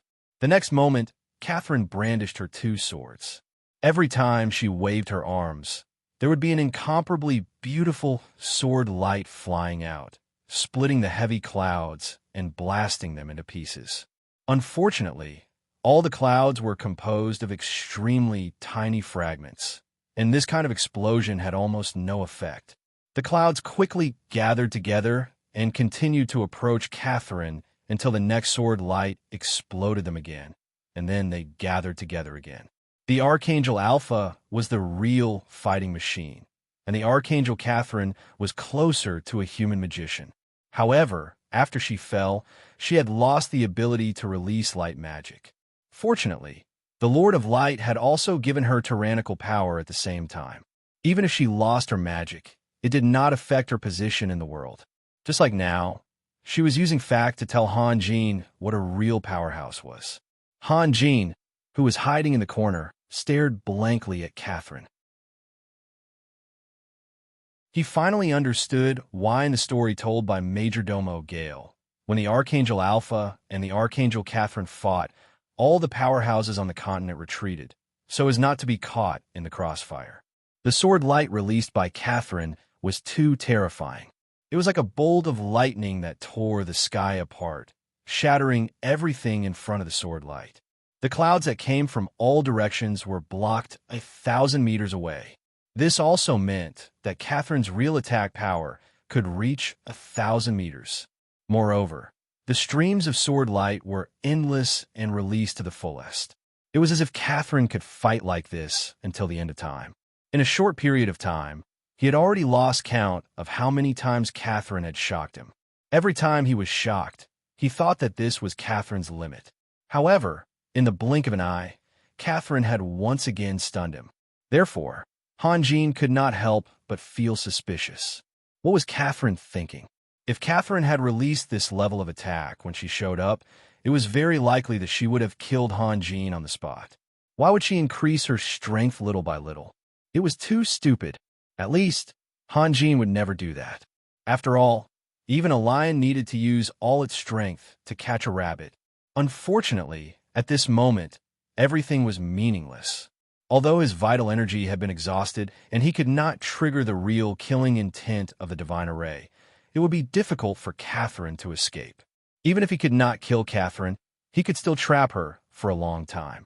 He could return to the Holy Crown City and set up an array in the Holy Crown City, which was more than enough to protect himself.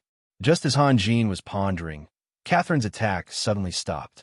Han Jin was happy and relieved. Catherine's power should be exhausted, right? If Catherine could always maintain this kind of attack power and continue, he could totally imagine what would happen if Grand Duke Solomon's undead bird army encountered Catherine. Such a terrible, strong person who was infinitely close to God was no longer a matter of whether she was strong or not, but unreasonable. Her existence was unreasonable. Your magic array is very magical. Catherine ignored the slowly approaching clouds and looked at the sky. I don't know how you can transform one element into another, but I know that this is a world where the elements are highly balanced. If there is another element that does not belong here, what will happen? You can try. Han Jin replied coldly. Although his tone was very calm, the agitation in his heart could not be described with words. In such a short time, Catherine had seen through the essence of the 5 elements.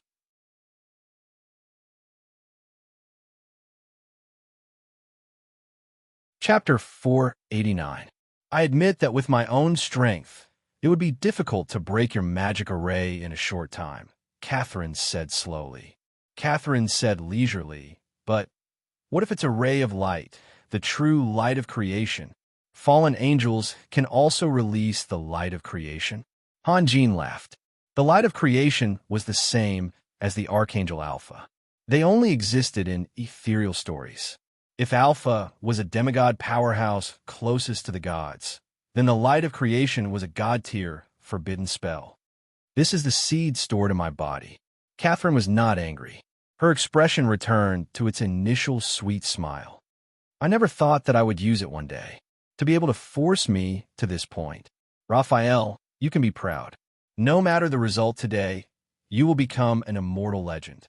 This is nothing. I could do even more proud things. Han Jin replied faintly. If your strength is still at its peak, I really don't have much confidence. Catherine showed a charming smile. It's just that you sound very tired. You have exhausted your magic power. Are you still delusional enough to fight against the light of creation? Han Jin was silent. Catherine's insight had reached a terrifying level.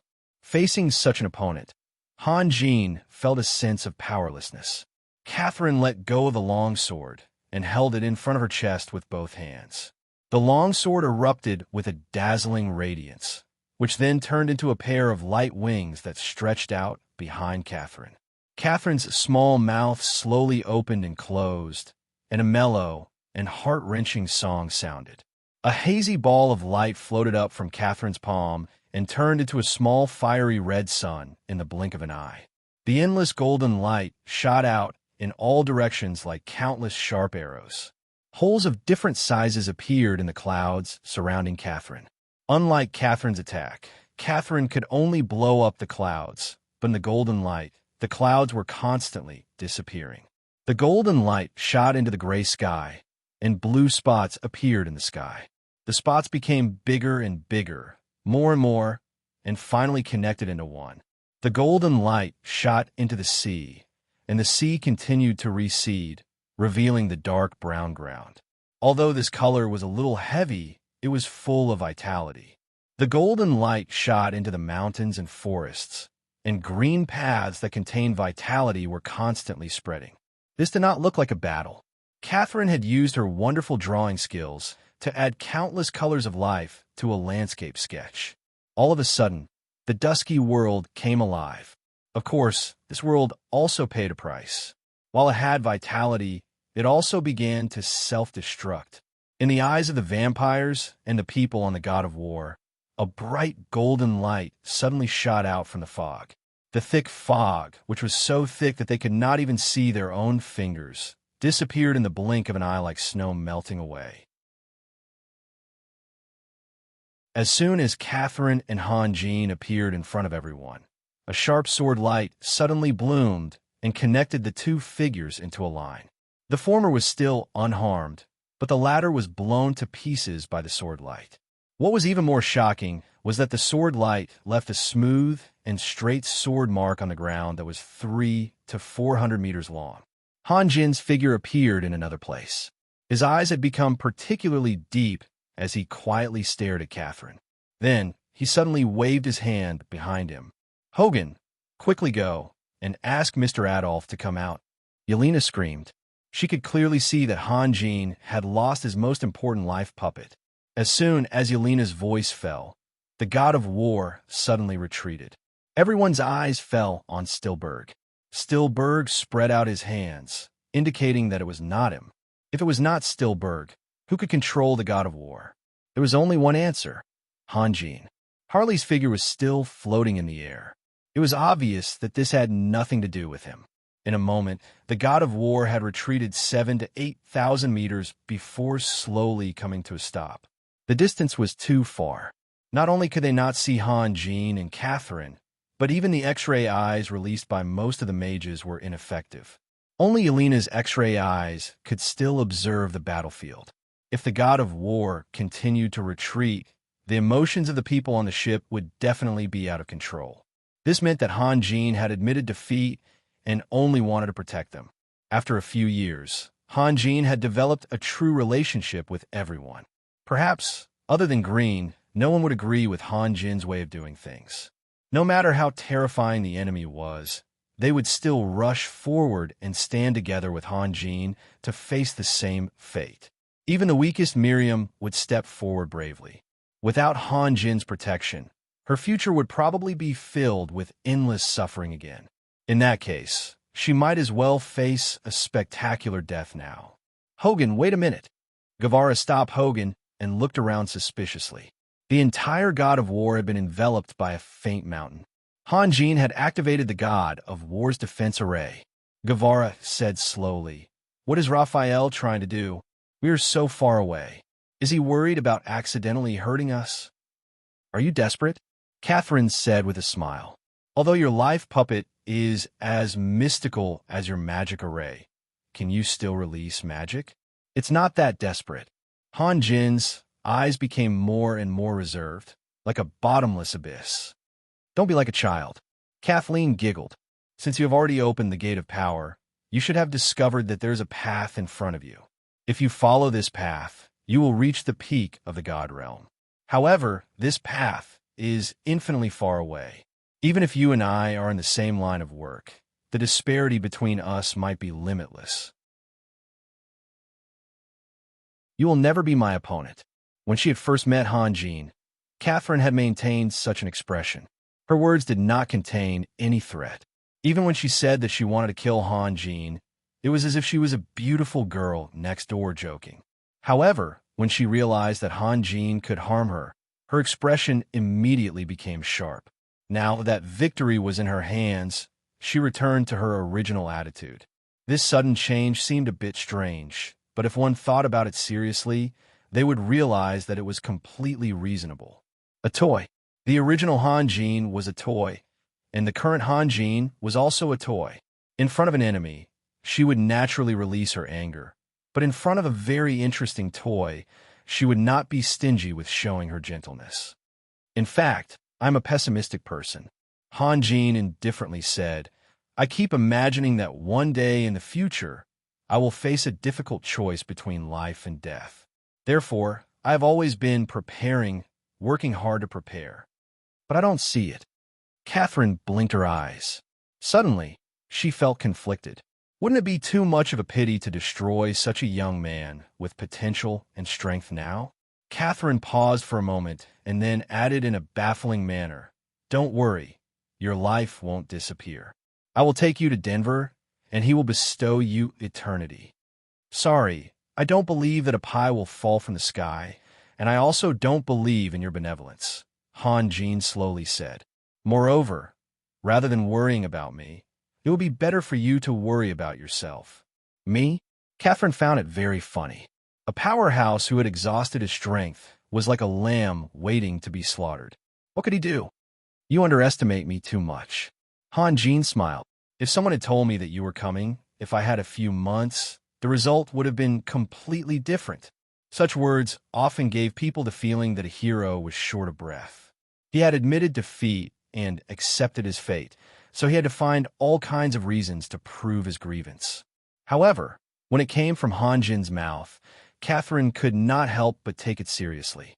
This was because Han Jin did not have a trace of regret or unwillingness. His tone was exceptionally calm, as if he was talking about a very boring matter. "What a pity," Catherine said softly. No one knew if she was regretting that she did not have the chance to see Han Jin's true terrifying power, or that she was regretting Han Jin's fate. Han Jin smiled again. He gently stroked the purple star cluster gathered in front of him. At this moment, he really wanted to turn around and look at Sunir, Yelena, and all the friends who had gone through life and death together. However, he did not dare to do so. He was afraid that he would not be able to control himself. No matter what kind of desperate situation he faced, Han Jin would not be discouraged. At least, he could feel the pleasure of perishing together with a strong enemy. This was because Han Jin had the ultimate skill that his master had imparted to him, which was to stir up 1,000 waves with a single stone. The super powerful power of a magic treasure's self-destruction was unimaginable. The stronger the magic treasure, the greater the power. However, the impact of an ordinary magic treasure's self-destruction on Han Jin was almost negligible. especially those magic treasures that could only be used temporarily. However, the heavenly axiom was different. Han Jin had almost merged his life into the heavenly axiom. This was also the basic condition for him to be able to release an external body and engrave a divine array in the heavenly axiom. Han Jin had no idea what kind of fate he would face if the heavenly axiom self-destructed. He had never owned a magic treasure of this level before. Would he lose all his magic power and become a cripple? Or would he fall into a deep sleep and disappear from the world forever? Han Jin slowly raised his head and looked at the blue sky. The corner of his mouth revealed a faint smile, but his pair of eyes that gradually turned from deep to clear were clearly emitting a will that could not be expressed in words. Catherine, who had been standing in the air all this time, suddenly took a step back. She felt a burst of fear. Countless memories that had been sealed away for a long time floated into her mind like a tide. At that time, when she saw her husband and child die, she felt as if Hale, who was resting in the air, suddenly let out a crazy howl. The soul-devouring pearl and Han Jin's thoughts were connected. Hale could clearly feel that Han Jin had already made the decision to die. At the same time, the Thunderbirds on the God of War also went crazy. Under the leadership of Little Gold Lightning, the Thunderbirds all flew off the side of the ship and crazily collided with the faint mountain wall. Unfortunately, Han Jin had deliberately sealed the space outside the God of War. No matter how hard they tried, they could not break through the defensive array of the God of War. Yelena's lips suddenly turned white. Then, with a muffled groan, she fell softly. Sunir, who was beside her, supported her. However, Sunir's situation did not seem good either. The corner of her battle skirt was constantly trembling. Most of the people on the ship, including Sunir and Guevara, only thought that the magic that Han Jin was about to release was too powerful, so it triggered the reaction of the heavens and earth and alarmed the Thunderbirds. Only Yelena and Sunir had a faint, ominous premonition.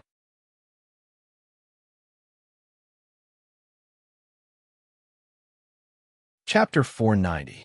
Han Jin spread out his hands, and dots of starlight flew out of his palms, clustered around each other, and rose into the sky.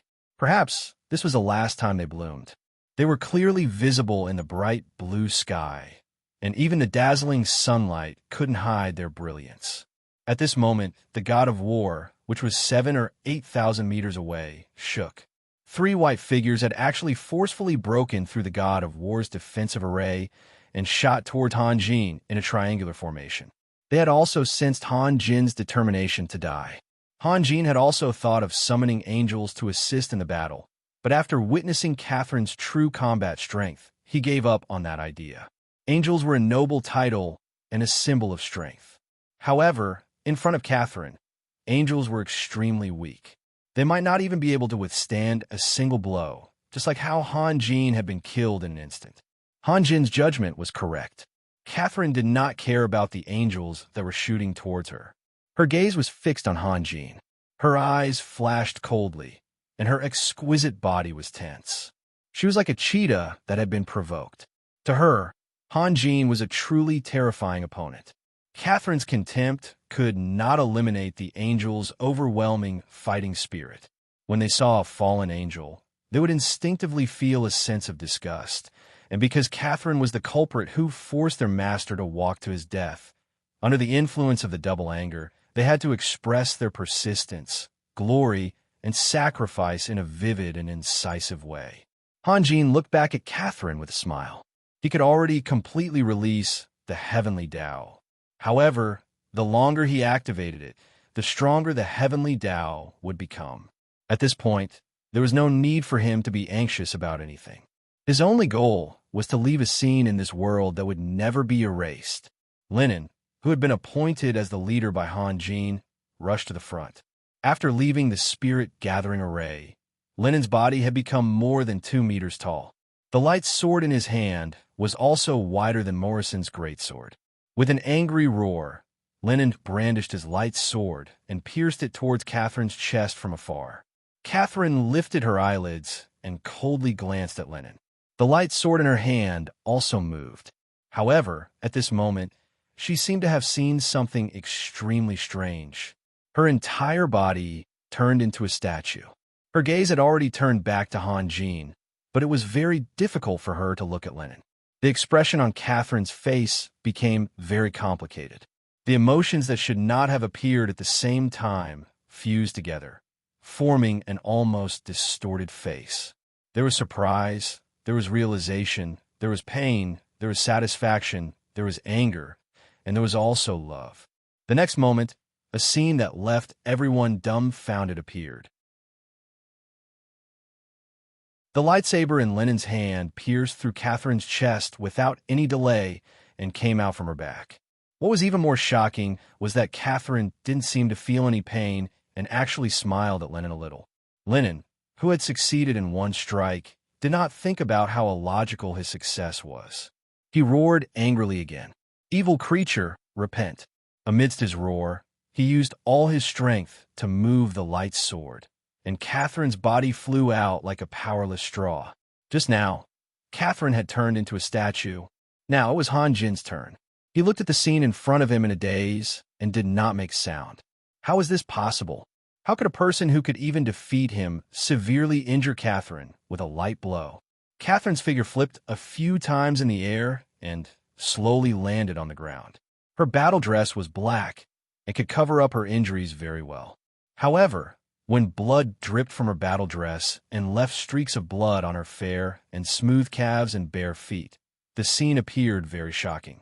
Lennon shot forward. The light sword in his hand unfolded and once again pierced towards Catherine's chest. Catherine looked at Lennon in a daze.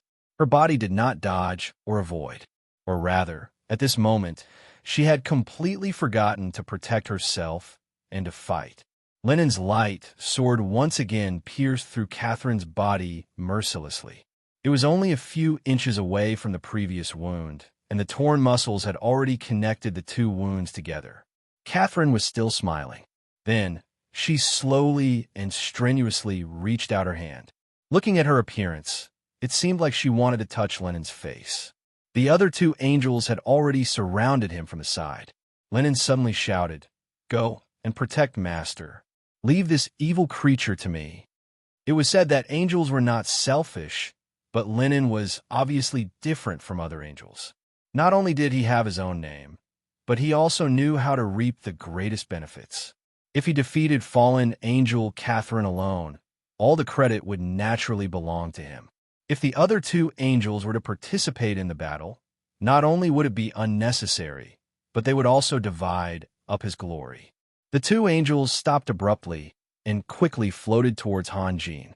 For these angels, under the situation where Han Jin did not say anything, they had to unconditionally obey their leader's arrangements. Lennon raised his leg and kicked Catherine fiercely. Catherine, who was defenseless, flew out without any doubt. Catherine flipped a few times in the air and slid far away on the grass before finally stopping. The emerald green that was full of vitality was actually stained with a shocking bright red. What was incomprehensible was that Catherine was like a fool. She did not react to her injuries at all. She only tried her best to sit up, raise her head, and continue to look at Lennon in a daze. Lennon strode forward and stood in front of Catherine.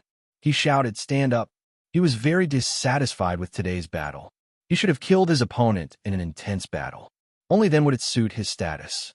Now his enemy was just sitting on the grass like a pitiful creature waiting to die. He did not want a battle to end like this. Catherine's smile became even brighter. She slowly stood up. Lennon held his lightsaber with both hands and suddenly raised it high above his head. At this moment, he did not know what he felt, but he suddenly stopped moving. Han Jin and the people on the God of War could clearly see that Lennon's lightsaber was trembling. Catherine was smiling and crying at the same time.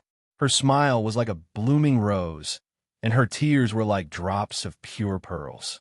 She once again stretched out her hand and tried to touch Lennon's face. However, because of her height, she could not touch it. She could only touch Lennon's chest.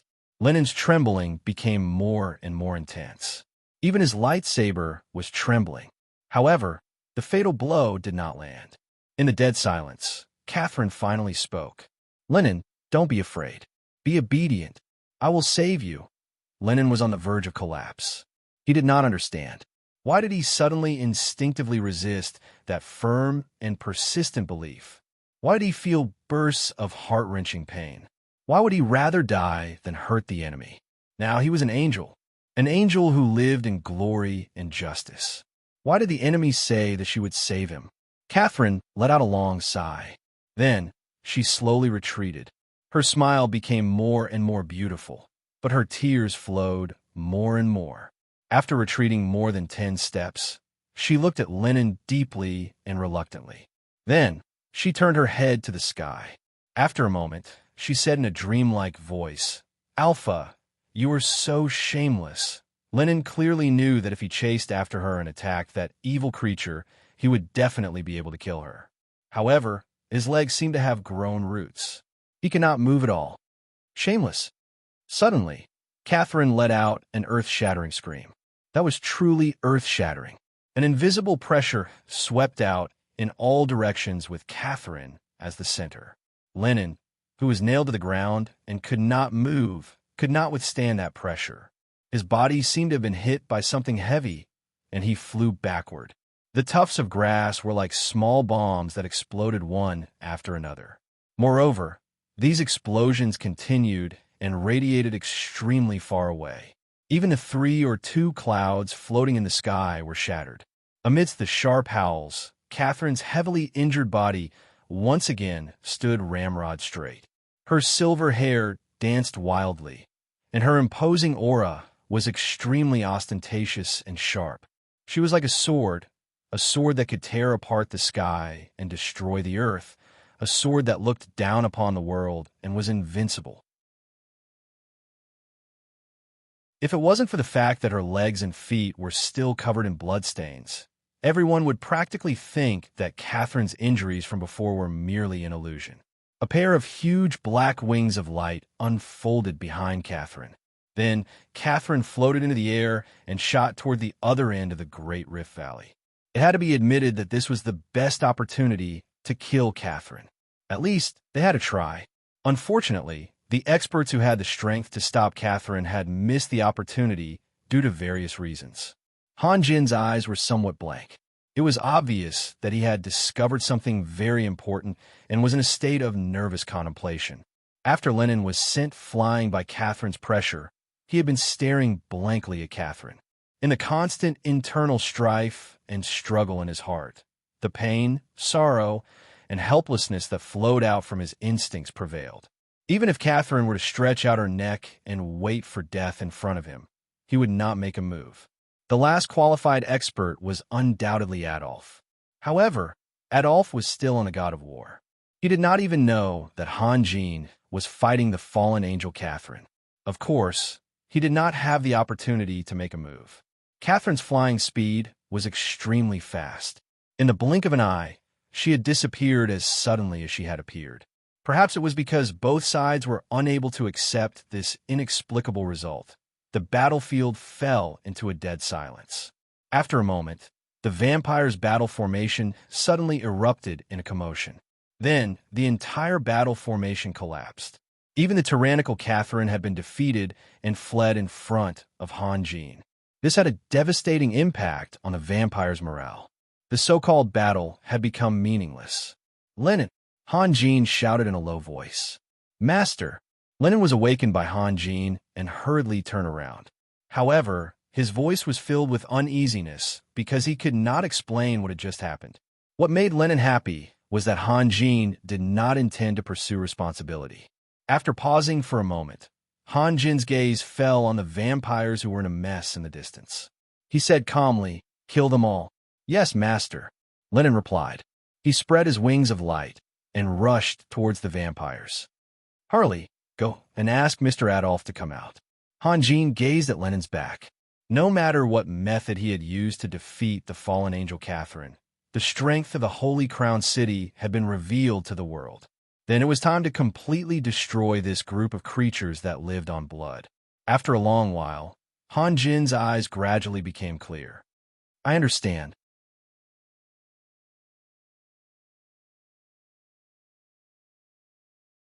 Chapter 491. A massacre began. In fact, Hanjin was already exhausted, and Adolf had yet to join the battle. Under such circumstances, facing the attack of the three envoys of light, if the blood-breed ancestors could remain calm and lead their clansmen to retreat while fighting, they would not be in such a sorry state. However, the problem was that all the vampires were scared out of their wits by Lenin. The battle scene at that time was somewhat incomprehensible. Catherine seemed to have been completely suppressed and didn't fight back. Although the power that Lenin displayed after killing his way into the vampires' battle formation wasn't as terrifying as imagined, no one was thinking about it at that time. A few of the distant ancestors of the Blood Clan even took the lead to abandon their clansmen and desperately escaped into the Rift Valley. The Blood Breed had already lost their ancestor, Alquid, and could not afford to suffer a similar loss.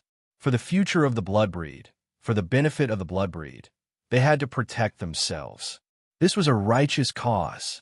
The reason why the clansmen could live a leisurely life in the Abyss world, where the strong preyed on the weak, was completely dependent on the protection of their ancestors. At this moment of life and death, they should do their best to protect their ancestors without fear of sacrificing themselves. This was their responsibility. Therefore, the Blood Breed ancestors fled righteously, and it was natural for them to flee. When Adolf received Hanjin's order, he rushed out of the God of War and rushed to the battlefield. In just a few minutes, tens of thousands of vampires had been killed by the three envoys of light. The killing efficiency of the envoys of light was very high, especially in front of a group of low-level creatures that had lost their protection. Their strength was completely overwhelming. Not to mention the light's swords. Even if they were brushed by the wings of light, or if they were too close to the envoys of light, the skin of the vampires would immediately change. They would then let out painful howls and fall down. Looking at the fleeing figures of the vampires, Hanjin had some doubts. Were these still the evil and ferocious creatures he had encountered before? In his mind, vampires were very strong. For example, the vampires that he, Sunir, and Morrison's had encountered, and Zagun's two vampire wives. They didn't know that no matter how crazy a race was, they wouldn't fight bravely in a hopeless situation unless Hanjin cut off all their chances of survival. If Hanjin had left them some leeway in the battle a few months ago, the Beastman Prince Lionel wouldn't have fought so desperately. At this moment, the Abyss Gate was in the Great Rift Valley behind them, and the Blood Race ancestors had already taken the lead to escape. Who else was willing to fight? Every vampire was running for their lives. They did not expect to be faster than the angels, as long as they were faster than their companions. Under Stillbird's control, the God of War once again flew back. Unfortunately, just as Morgan gave the order to light up the cannons, the battle was nearing its end.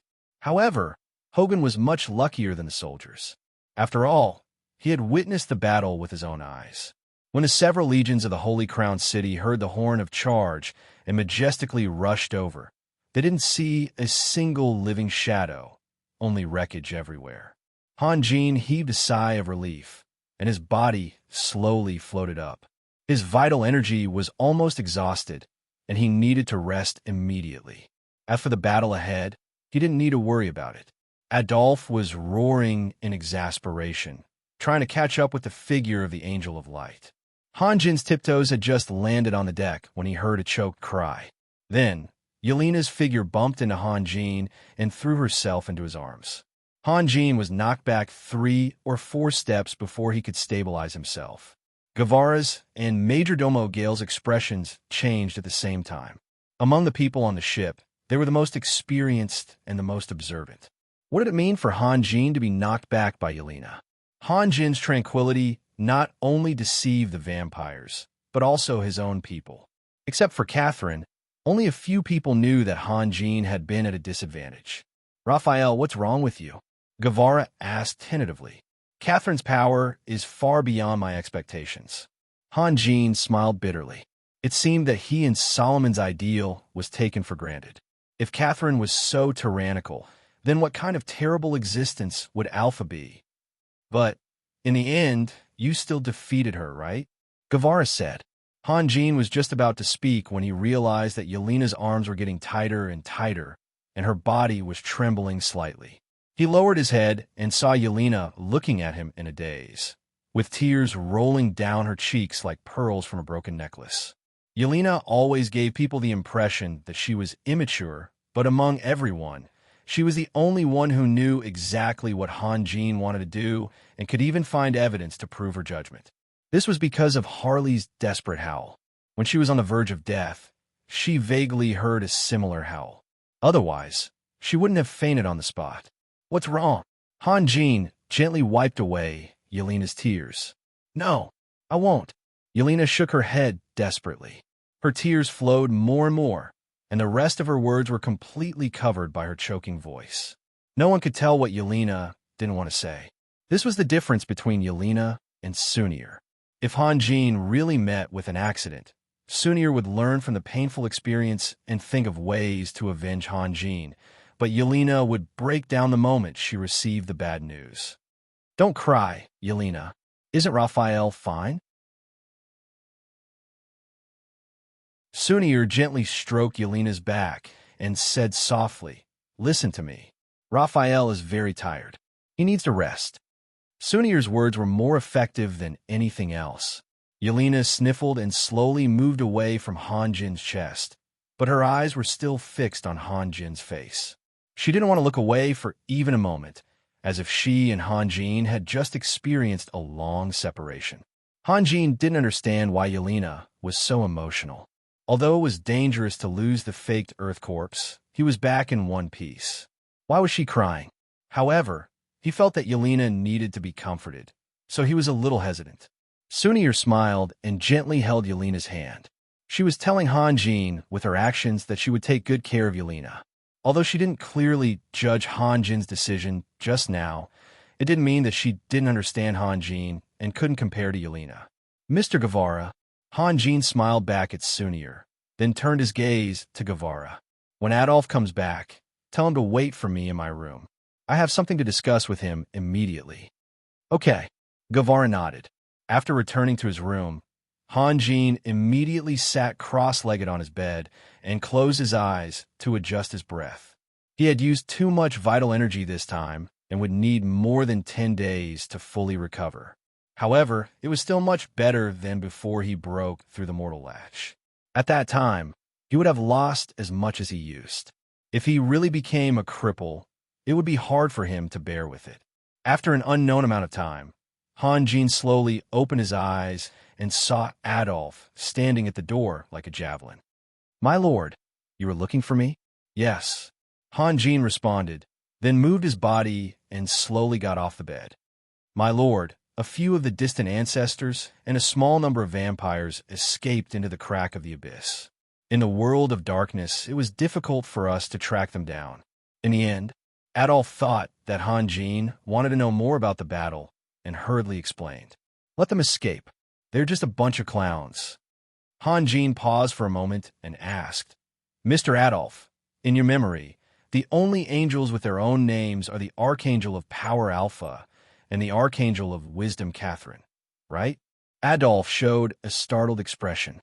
This should be basic knowledge for Han Jin. Why did he ask someone else?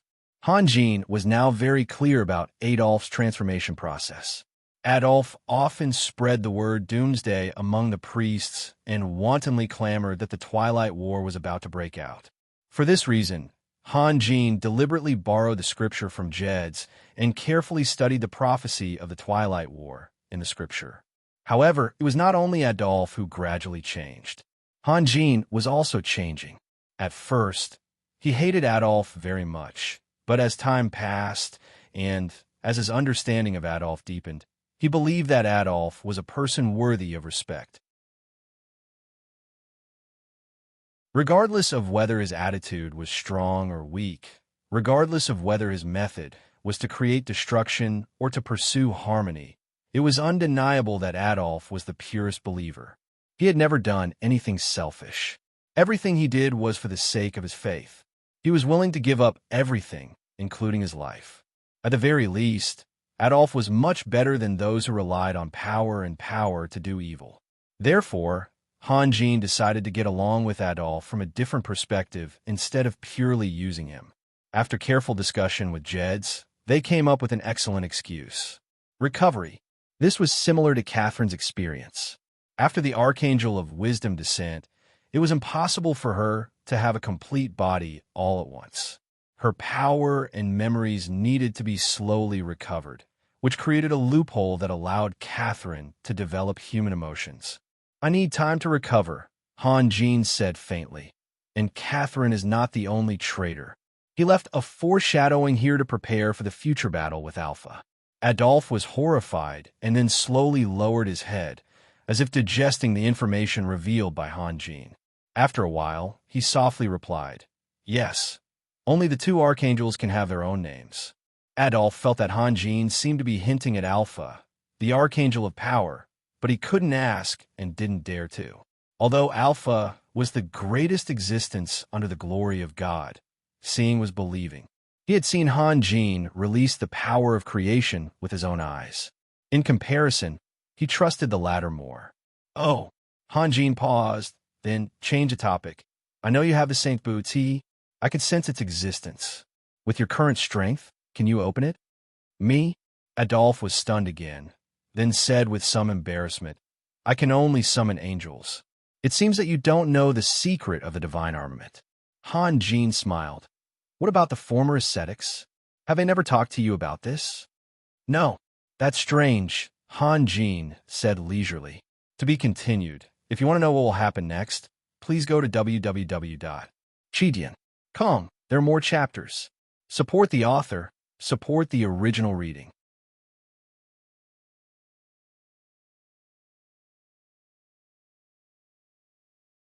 Chapter 492. "Sir, you said that the sacred armament can still..." Adolf asked in a low voice. At this moment, Han Jin was already in a daze and did not hear Adolf's words. He vaguely saw a lot of secrets. It turned out that the place full of glory was not as pure as people thought. After Catherine recognized Lenin, her reaction was very strange. She did not fight back even when she was seriously injured, and Lenin's strength was not on the same level as Catherine's. Of course, this alone could not prove anything. The problem was that when Lenin was about to deliver a fatal blow, Han Jin suddenly noticed that there was an extremely secret seal hidden in Lenin's body. He had completely controlled Lenin with his Tao technique, but he did not discover the seal. What did this mean? Lenin did not want to hurt Catherine. His will fought against the seal with all his strength, and in the end, he even gained the upper hand.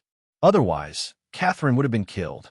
A seal that could hide from Han Jin was undoubtedly very powerful. Lenin was able to fight against a power that surpassed Han Jin's. One could imagine what kind of deep and heavy emotions were sealed in him. What did this mean? Han Jin was even more clear that although he did not discover the seal, his Tao technique had affected the stability of the seal. To put it bluntly, if he had not controlled Lenin, Catherine would have died under Lenin's sword today. With Lenin's strength, it was absolutely impossible for him to compete with the seal.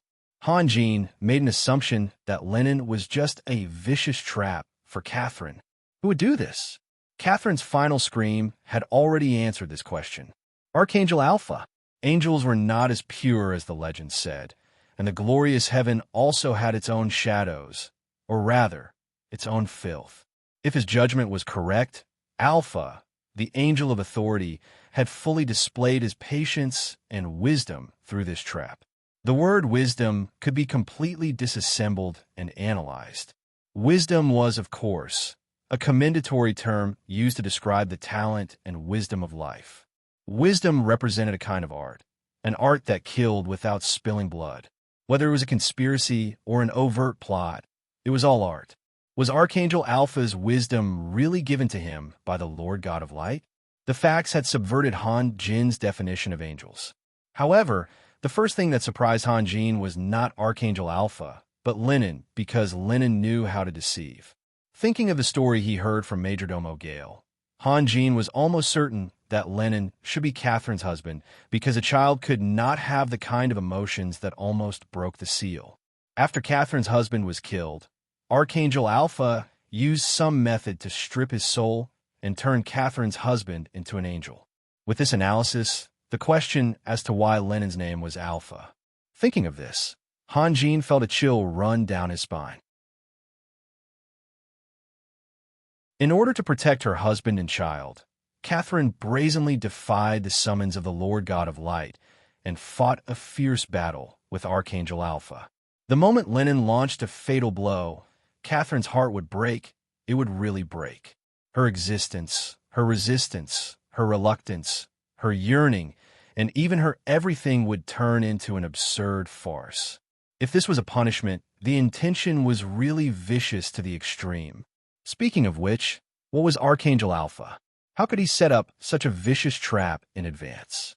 In the past, Han Jin had only paid attention to the power of angels and disdained their intelligence. He believed that once he had the decisive power, he would be able to break through the gate of heaven openly and fight against Alpha. But now, he was extremely vigilant against Alpha, the Archangel of Heaven. It couldn't be that simple. Han Jin paced back and forth in the room. His brain had been thinking nervously. Adolf did not get an answer, so he quietly closed his mouth and bowed his head. His ultimate goal in life was to become the most loyal servant of God. Of course, he had to be recognized by God. Now, he called Han Jin Sir, and accepted Han Jin calling him Sir because Han Jin did not disclose his true identity. Adolf's code of conduct was not to ask why, but to take the initiative and try his best to understand Han Jin's intentions. Even if he could not understand, he would never ask. Han Jin's eyes fell on the Lion King's shield. What was the secret of the sacred armament? This question could not be asked to Adolf. After all, the legendary sacred armament was personally made by the Lord God of Light. However, there might be one person who could give him the answer. Zung Grim. Let's go out. Han Jin said slowly. Adolf hurriedly opened the door and then stood respectfully by the door. The atmosphere on the deck was very boisterous. Only a few experienced guys knew that this victory had brought about a huge hidden danger. Donald, the great demon of the abyss, was very likely to adjust the overall deployment and focus on attacking the Holy Crown City. However, most of them were not so far-sighted. A victory was a victory after all. Moreover, Han Jin had defeated the legendary invincible strongman, the fallen angel Catherine. If this was not worth cheering for, what else was worth celebrating? Han Jin ignored the others and went straight to Guevara. He sat down on the seat that Hogan had vacated and said straightforwardly, "Mr. Guevara, tell Lang Ning to clean up the battlefield tonight. Tomorrow at noon, we will return to the Holy Crown City." In such a hurry? What for? Guevara looked a little surprised. "I want to turn the Holy Crown City into a real, never-failing city," Han Jin said in a low voice. Catherine had taught him a big lesson, so he could not take it lightly anymore. He used to think that if he had enough time, the formation he had set up would be enough to resist the attack of the Dragon Realm and Dragon City. But now, it seemed that it was far from enough. Guevara showed a gratified smile. He understood Han Jin's meaning. He had been worried about this matter. The sudden appearance of Catherine had ruined all his plans for the Holy Crown City. What should he do in the future? Now that Han Jin had also thought of this problem, he was relieved. He had never doubted Han Jin's strength. As long as Han Jin said he could do it, he could definitely do it. Mr. Zung Grim. Han Jin turned his eyes to Zung Grim. "Sir." Zung Grim slowly stood up, bowed to Han Jin, and looked at Han Jin with an inquiring look. Han Jin did not expect that Zung Grim's attitude would suddenly become so cautious. He could not help but be stunned. During the battle between Han Jin and Catherine had said that after this battle, Han Jin would definitely become an immortal legend. She did not think that she could not defeat Han Jin. If the defeated and dead Han Jin could become an immortal legend, then what about the victorious Han Jin? An indescribable shock struck Green's heart. He used to think that Nicholas, the Emperor of the Magnificent Light, was the strongest of the human race, but now he realized that it was still too early to make such a conclusion. At the very least, Han Jin was not inferior to Nicholas at this moment. If the factor of age was taken into consideration, Han Jin would be more qualified and more likely to shoulder the honor of the strongest. Being able to deceive the dragons of a dragon realm was not a big deal. Being able to use a magical method to save him from the dragon realm was also not a big deal. Being able to create the god of war that subverted the common sense of magic was also not a big deal. However, fighting against the fallen angel Catherine and defeating her was a glorious achievement that could make all the strong people on the continent bow their heads. No one dared to ignore it. Nicholas had relied on more than 10 years of hard work to achieve his current reputation. Han Jin, on the other hand, had relied on this battle to stand shoulder to shoulder with Nicholas. Han Jin quickly returned to normal. He took off the Lion King's shield and placed it in front of Zungrim. If you have enough time, can you make a similar knight's shield? Zungrim's eyelids twitched. He looked at Han Jin as if nothing had happened, and then smiled. I'll try my best. Although Zungrim had suffered many setbacks in the past few years and had even been reduced to a servant of the dragons, he was still a man of experience. Back then, Jed's had countless believers in the Rising Sun Mountains as his backer, but he was still unable to suppress Zungrim. The fact that Zungrim was able to compete with Jed's was already proof of his ability.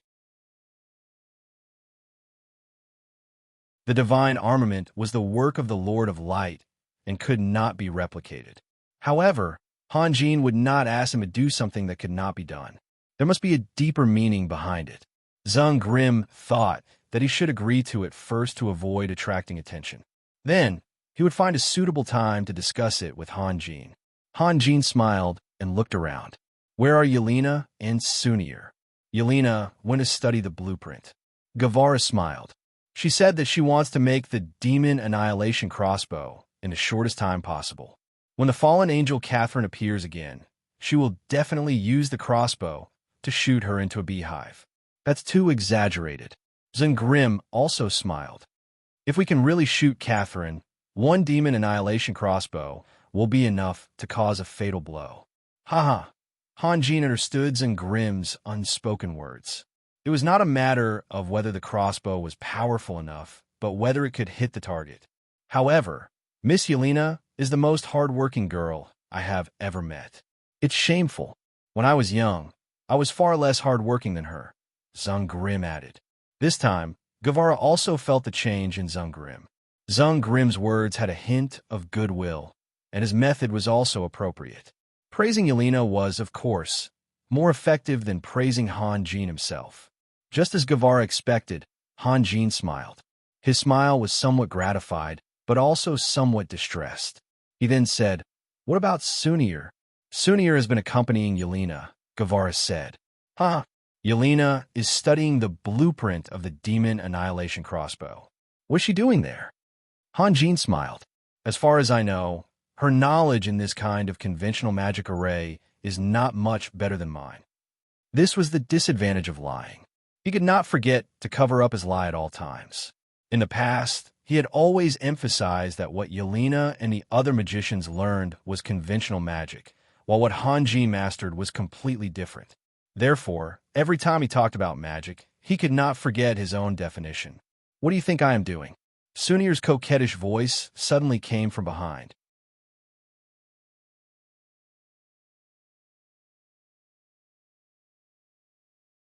Chapter 493. Han Jin saw that Green was a bit nervous, so he wanted to lighten the atmosphere with a joke. However, Sunir caught him in the act. He forced a smile and said, "Sunir, you are here."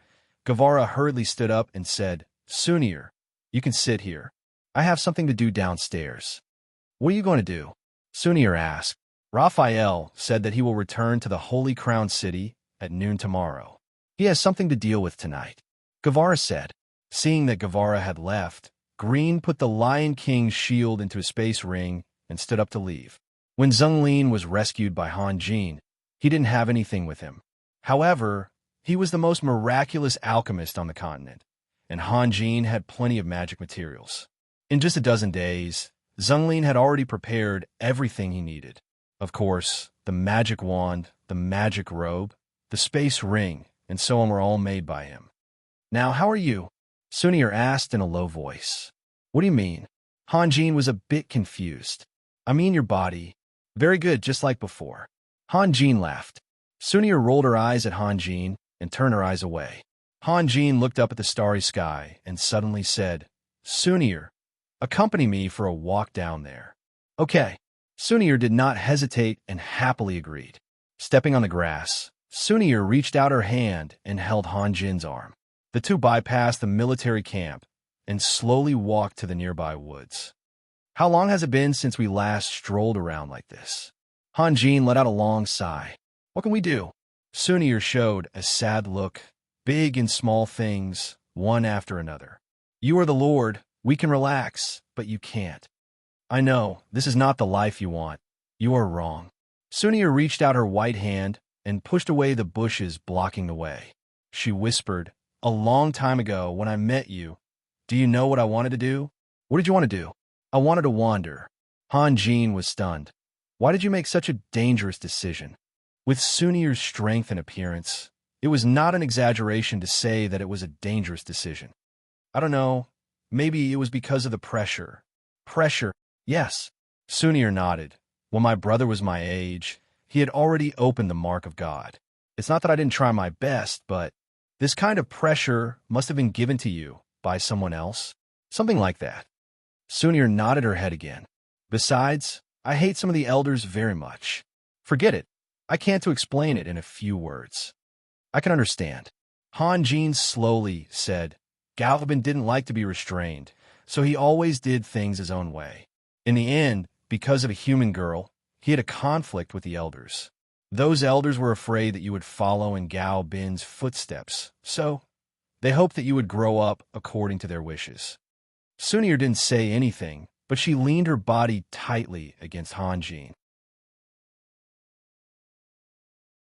Perhaps it was really hereditary, but she and Gao Bin both loved freedom. Although many elders placed their hopes on her and took care of her, she was not happy at all. After a while, Sunir whispered, Since I met you, everything has changed. Has it changed for the better or for the worse? Han Jin smiled. I just want to tell you. Sunir paused. Wherever you are, that is where my home is. Whatever you want to do, that is my life. If you're happy, I'm happy too. Sunir was very lacking in the basics of saying sweet nothings. Rather than saying sweet nothings, it was more like a rigid oath. Han Jin stopped and gently turned Sunir's shoulder.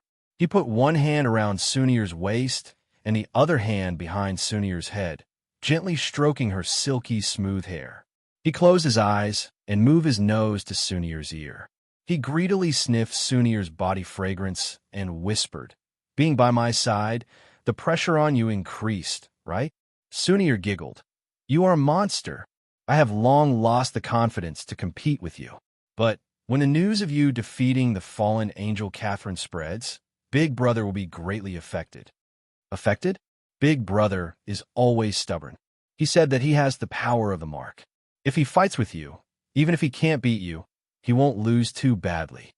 Sunir's smile was a little mischievous. This time he will definitely be dumbfounded. Actually, I admire Gao Bin very much. He is a true warrior, and I am just a coward who pretends to be very successful. Han Jin shook his head with a bitter smile. Why do you say that about yourself?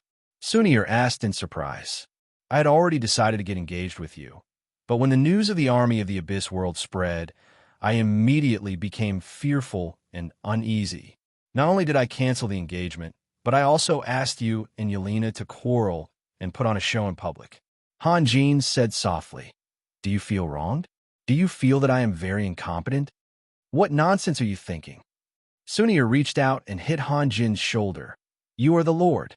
You are responsible for the safety of countless people, so of course you have to be cautious. Cautious? Han Jin laughed self-deprecatingly. Yes, I'm very cautious, but what's the use?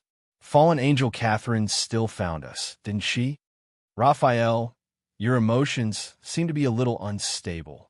Sunir's eyes widened. What's wrong? Ha! I just escaped from the clutches of Death God Hamas, so it's impossible for me to not feel anything. Han Jin sighed softly, almost, just a little bit. Life is full of too many indescribable opportunities, such as meeting Morrisons, Sisu, Sunir, and the others. If they had met earlier or later, they would have missed the opportunity and become strangers. In that case, everyone's life would have been completely different from now. There was also Yelena. There were many hotels in isolated Cliff City, so if they had changed to a random place to eat, would they still be able to become partners in life and death with her? In the battle with Catherine, Hanjin was already able to trigger the heavenly Tao, but he knew that this was likely to be his last song, so he wanted to be as powerful as possible so that he could leave an everlasting chapter.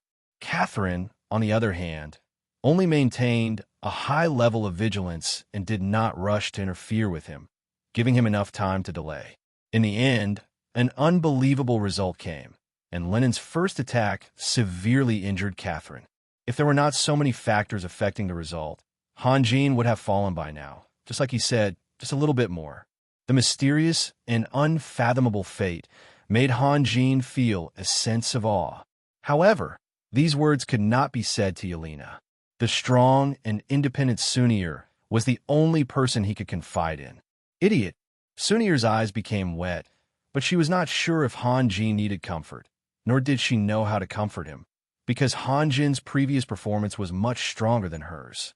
In the end, Sunir put her hands around Hanjin's neck and kissed Hanjin gently on the cheek. In my heart, you will always be the bravest warrior. Are you praising me or scolding me? Hanjin showed a self-deprecating smile. There are too many things that make me afraid. Ignorance leads to fearlessness. Sunir said softly, if you are really a coward, why didn't you run away after seeing Catherine? You have the protection of the earth, so she can't stop you. I didn't even know she was Catherine at first. Hanjin shrugged. What happened after you knew? Didn't you still choose to fight to the end? Sunir's voice became softer and softer. For me, for Yelena, for your friends, and for everyone who trusted you, you didn't retreat. So, no one can deny your bravery. My Sunir is still the best at talking. Hanjin kissed Sunir's forehead. After hearing you say that, I suddenly feel that I am a great hero. You are a hero. Sunir nodded vigorously. Hanjin could remain calm when Mount Tai collapsed in front of him. But what if Mount Tai collapsed? Hanjin couldn't help but feel lucky for himself. But he didn't know if he could continue to feel lucky. Sunir wasn't wrong. Hanjin's emotions were indeed unstable. In front of everyone, he had to continue to control himself and continue to numb himself because he was the Lord. However, in front of Sunir, who had supported him through life and death, Hanjin didn't have any defenses. In stories, when a hero returns victorious, there are always countless girls holding flowers. Countless girls? What do you want? Sunir was angry and amused at the same time. She stretched out her fingertips and poked Hanjin's forehead. Cough. Hanjin realized that he had said something wrong. He coughed and said, nothing, I just want to get a reward or a gift. Sunir, what should you give me? I fought so hard for everyone. Reward? Sunir frowned slightly. Hanjin's request put her in a difficult position. She didn't have any precious treasures, and even if she did, Hanjin wouldn't care about it. Yes. Hanjin smiled. While Sunir was in a dilemma, Hanjin was worried. What a silly elf. A kiss is enough. What is she thinking? Why is she so serious? She won't take out a magic crystal, will she? I'll faint. Then give me to you? Sunir's eyes lit up. She believed that Hanjin could understand her hint. I agree to your marriage. The atmosphere suddenly became quiet, so quiet that they could hear Hanjin's light breathing. Sunir, who had made a promise, was embarrassed. In order to hide her feelings, she lowered her head and pressed it against Hanjin's chest. After waiting for a long time, Hanjin didn't reply. Sunir was a little suspicious, but when she was about to raise her head, she heard a slightly rough voice. Deal.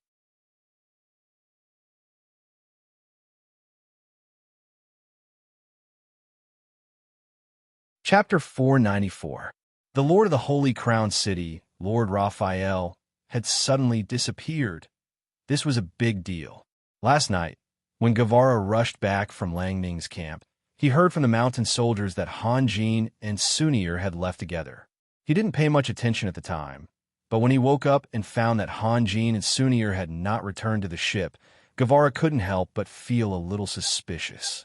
According to Han Jin's orders, the army was to depart at noon today, and there were many things that needed to be dealt with. Although Han Jin had given him enough power, there were some special situations where he needed to know what Han Jin meant. For example, the soldiers had captured some captives. There weren't many of them, only a little more than 1,000 vampires. What should they do with them? Guevara wanted to kill all the captives. Since the Abyssal race had launched an invasion, they had become the mortal enemy of the surface races. However, he couldn't make such a decision on his own. Guevara looked around the god of war, and in the end, he had no choice but to find Garen and ask him to use his clairvoyance to search the nearby forest. Guevara was very uneasy. One of the 3 giants of the abyss, the fallen angel Catherine, had already appeared here. It was hard to guarantee that there wouldn't be other powerful beings. Moreover, Han Jin had said that Catherine was lured here by the guy named Mantico. However, after Catherine was defeated, Mantico also escaped. What shocked him even more was that Mantico had some kind of connection with the supreme ruler of the undead creatures, Denver. Mountains and forests passed through Garen's clairvoyance eye. Garen was famous for his excellent alchemy skills, but he also had another identity. He was the president of the Magic Guild of the Grand Light Empire, and a real Grand Magus. His clairvoyance was far more effective than Yelena's. Other than the plain in front of them, there seemed to be no traces of battle. Suddenly, a picture froze in Garen's clairvoyance eye, and everyone around was stunned. A young man was sitting on the top of the slope, leaning against a small tree. He looked very handsome, especially his smile, which was full of sunshine and as gentle as the spring breeze. Perhaps it was because he was in a good mood, or perhaps it was a fact. Even the most handsome man in the Holy Crown City, Hal Lister, looked inferior to him. His upper body was naked, although the muscles that were exposed were not very thick, making him less masculine. The lines of his muscles were smooth and fit. His bright and powerful eyes were slightly narrowed as he looked in the direction of the rising sun.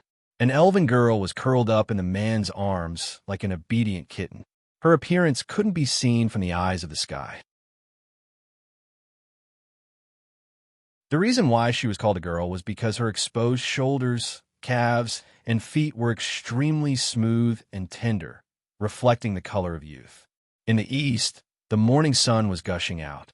When the bright golden light fell on the young man and woman, Garen's clairvoyance turned into a beautiful landscape painting, and the young man and woman became the most standard golden couple.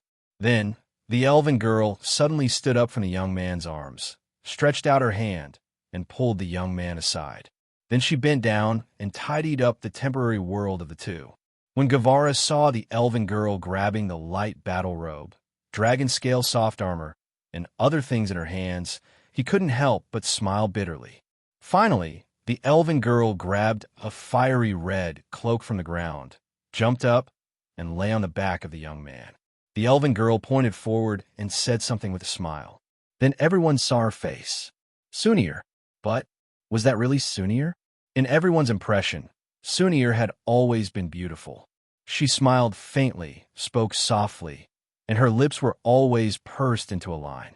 But now, Sunir had turned into a piece of honey. Her eyes, blooming smile, and even her entire body were filled with a thick sweetness that couldn't be dissolved. The young man was, of course, Han Jin. In the clairvoyant's eye, Han Jin seemed to be very obedient. He carried Sunir on his back and slowly walked down the hill. Sunir was giggling. Suddenly, she reached out and messed up Han Jin's hair. Han Jin had no choice but to stop and shake his head hard to get rid of the hair that was blocking his vision. Who knew that Sunir would mess up Han Jin's hair again? She was purposely making things difficult for Han Jin. After a while, Sunir used her finger to point in a direction, as if to say that Han Jin was going the wrong way. However, Han Jin's vision was blocked by his hair, so he couldn't see Sunir's direction. He continued to walk forward. Sunir had no choice but to reach out and grab Han Jin's ear, turning his head to the side to correct Han Jin's mistake. Many people wanted to laugh, but they didn't dare to. However, Guevara suddenly felt a strong sense of bitterness in his heart. Wasn't it too cruel to put the lives of countless people on the shoulders of a young man? What was true happiness? Was it holding great power, commanding the world, and showing a man's ambition to the fullest? Or was it like Han Jin and Sunir in the image, enjoying this peaceful world? Logically speaking, this was Han Jin's private life. Even if Guevara didn't remind him, out of courtesy, Green should have immediately turned off his X-ray eye. However, Green seemed to be in a daze, and there were even tears in his eyes. Everyone had a time when they were young and reckless. Everyone had made a vow that would last until the end of time. Now, the world hadn't changed, and people were still alive. However, where was the vow? Where was the beauty that he couldn't bear to leave for even a moment? What were they doing? A weak voice was heard. Guevara immediately woke up and coughed. He turned around and said, "Yelena, why are you up so early? Hey, this isn't like you." Yelena didn't care about Guevara's joke. She only stared blankly at the image in her X-ray eye. Guevara was furious and glared at Green. Only then did Green realize that he had lost his composure and quickly turn off his X-ray eye. As the X-ray eye disappeared, the god of war became quiet again. Yelena said that she wasn't feeling well and didn't eat breakfast. She went back to rest alone. After about half an hour, Lord Raphael finally boarded the god of war. The reason why it was necessary to use the word Lord was because Han Jin had become majestic again. Compared to the Han Jin in the image, he was like a completely different person. The fiery red cloak, the shiny dragon scale armor, his eyes, and his expression all showed his calmness and composure. Sunir's shoulders, back, and feet were also protected by the soft armor and boots. What made people sigh was that Han Jin, who was walking on the ship, maintained a distance of about 3 meters from Sunir.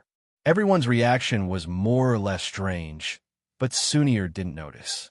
She only whispered to Han Jin, "I'm going back to rest." "Okay." Han Jin nodded. He glanced around and found that something was wrong, but he didn't know the specific reason. Guevara was a little uneasy. Even if it was a joke, it was too big. How should he explain it to Han Jin? Seeing Han Jin walk down the deck, Guevara hurriedly followed behind and tried to find something to talk about. "Raphael, what did you and Sunir do? Why didn't you come back last night?" "We were chatting and lost track of time." Han Jin felt even more strange. Under normal circumstances, Guevara wouldn't interfere with his personal matters. "What happened today? What did you talk about?" "This." Han Jin was stunned. "Life dreams?" Cough. "Yes, actually." Guevara tried to control himself. "We saw you in Green's X-ray eye." "Green? X-ray eye?" Han Jin suddenly turned around. "When?" "When the sun rose." Guevara smiled bitterly. "I didn't have a choice.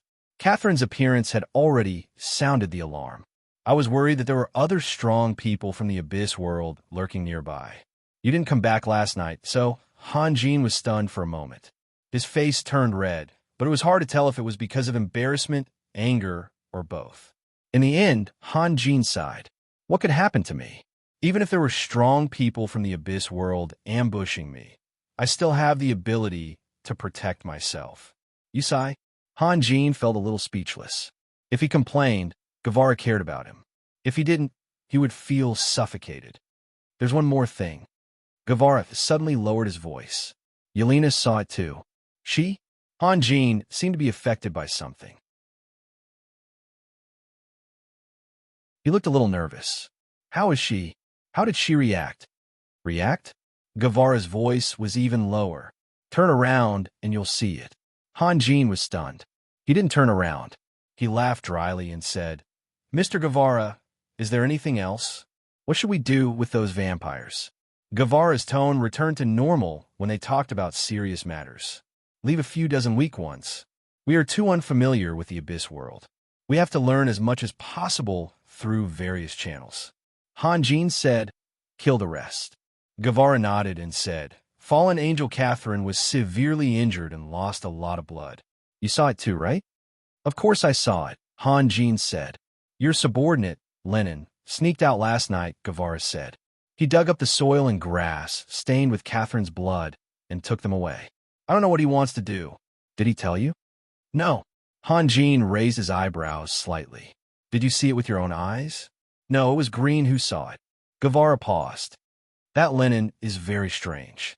You must pay more attention to him in the future. I know. Han Jin was silent for a moment. He asked, Is anything else? No. Really? There was a sense of expectation in Han Jin's voice. Really? Guevara looked very heartless. Han Jin helplessly turned around slowly. He saw Yelena standing a dozen meters away, quietly looking at him. He hurriedly showed an impeccable smile. Yelena, you're early. Why didn't you call me when you went to watch the sunrise with Sister Sunir? Yelena ignored Han Jin's greeting and asked in a low voice. Although she knew that modesty and not jealousy were the fundamental reasons for her family's harmony in the capital of elements, a girl's emotions were always greater than her rationality. Seeing how close Han Jin and Sunir were, her heart became sour. Watch the sunrise. Han Jin let out a long sigh of relief and smiled. I went to look for you, but I saw that you were sleeping soundly, so, liar. Yelena suddenly burst into tears. I didn't sleep the whole night. I was studying the blueprint of the demon annihilation crossbow. Yelena was choked with sobs. Han Jin was tongue-tied. In fact, the relationship between Yelena and Sunir was very harmonious. If Han Jin had been honest and said that he wanted to talk to Sunir, Yelena would have completely understood him and Sunir. However, he should not have tried to use lies to exchange for forgiveness. Furthermore, Yelena worked so hard to make the demon annihilation crossbow herself as soon as possible to protect Han Jin and her friends on the God of War. Han Jin's lie being exposed on the spot had really hurt Yelena. It's my fault. Han Jin walked in front of Yelena and said softly, I'm sorry. Yelena cried in Han Jin's arms for a moment, then suddenly pushed Han Jin away. She wiped away the tears on her cheeks and looked at Han Jin with pure eyes. At the same time, she tried her best to calm down. You and Sister Sunir have had so many misunderstandings. I know that she's suffering. You should spend more time with her, but you can't. At the end, Yelena's voice trembled again. I know, it's all my fault. Han Jin sighed. Yesterday, Yelena cried because he was in danger. Today, he made her cry again. However, because Yelena was too weak, he could only show the other side of himself to Sunir. He was also a human, and he needed others to comfort and encourage him. At this moment, Hogan walked into the corridor and saw Yelena crying in the distance. He was shocked, but then he seemed to understand something and quietly walked in the other direction. Han Jin saw Hogan, Green, and the others walking down the deck. It was not good to let others see this scene, so he simply hugged Yelena and walked quickly to his room. He pushed the door open and walked in. Yelena's sobbing became softer and softer. In fact, the triangular relationship between her, Han Jin, and Sunir had always attracted a lot of attention, especially from her family. Compared to Major Domo Gale, Grand Duke Solomon seemed to be more free and easy. His letters to Yelena were always very simple, and he only had one request for Yelena, which was to not throw a tantrum. Yelena didn't know if she was throwing a tantrum, but she knew that it was wrong to cry so easily. Her mother said that a good woman would never use her tears to conquer a man, because it would only make him more depressed. Although Yelena had never thought of conquering anyone, she felt that tears should be similar to magic crystals. They were precious because they were scarce, but if there were too many of them, they would become worthless.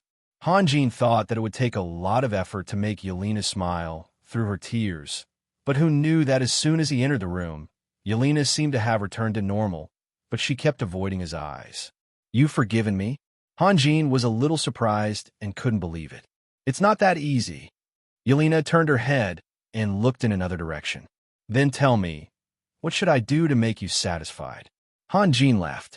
He didn't explain that he lied because he was afraid that Yelena would be angry. A lie was a lie, and a mistake was a mistake. Moreover, when he faced Catherine, he realized how reluctant and unwilling he was. Yelena and Sunir, two girls with completely different personalities, had already filled his heart to the brim. Yelena lowered her head, as if thinking about something, and then stretched out her hands to Hanjin. "What do you mean?" "Carrie," Yelena said in a very clear voice. Okay. Hanjin turned around helplessly. "You're patronizing me."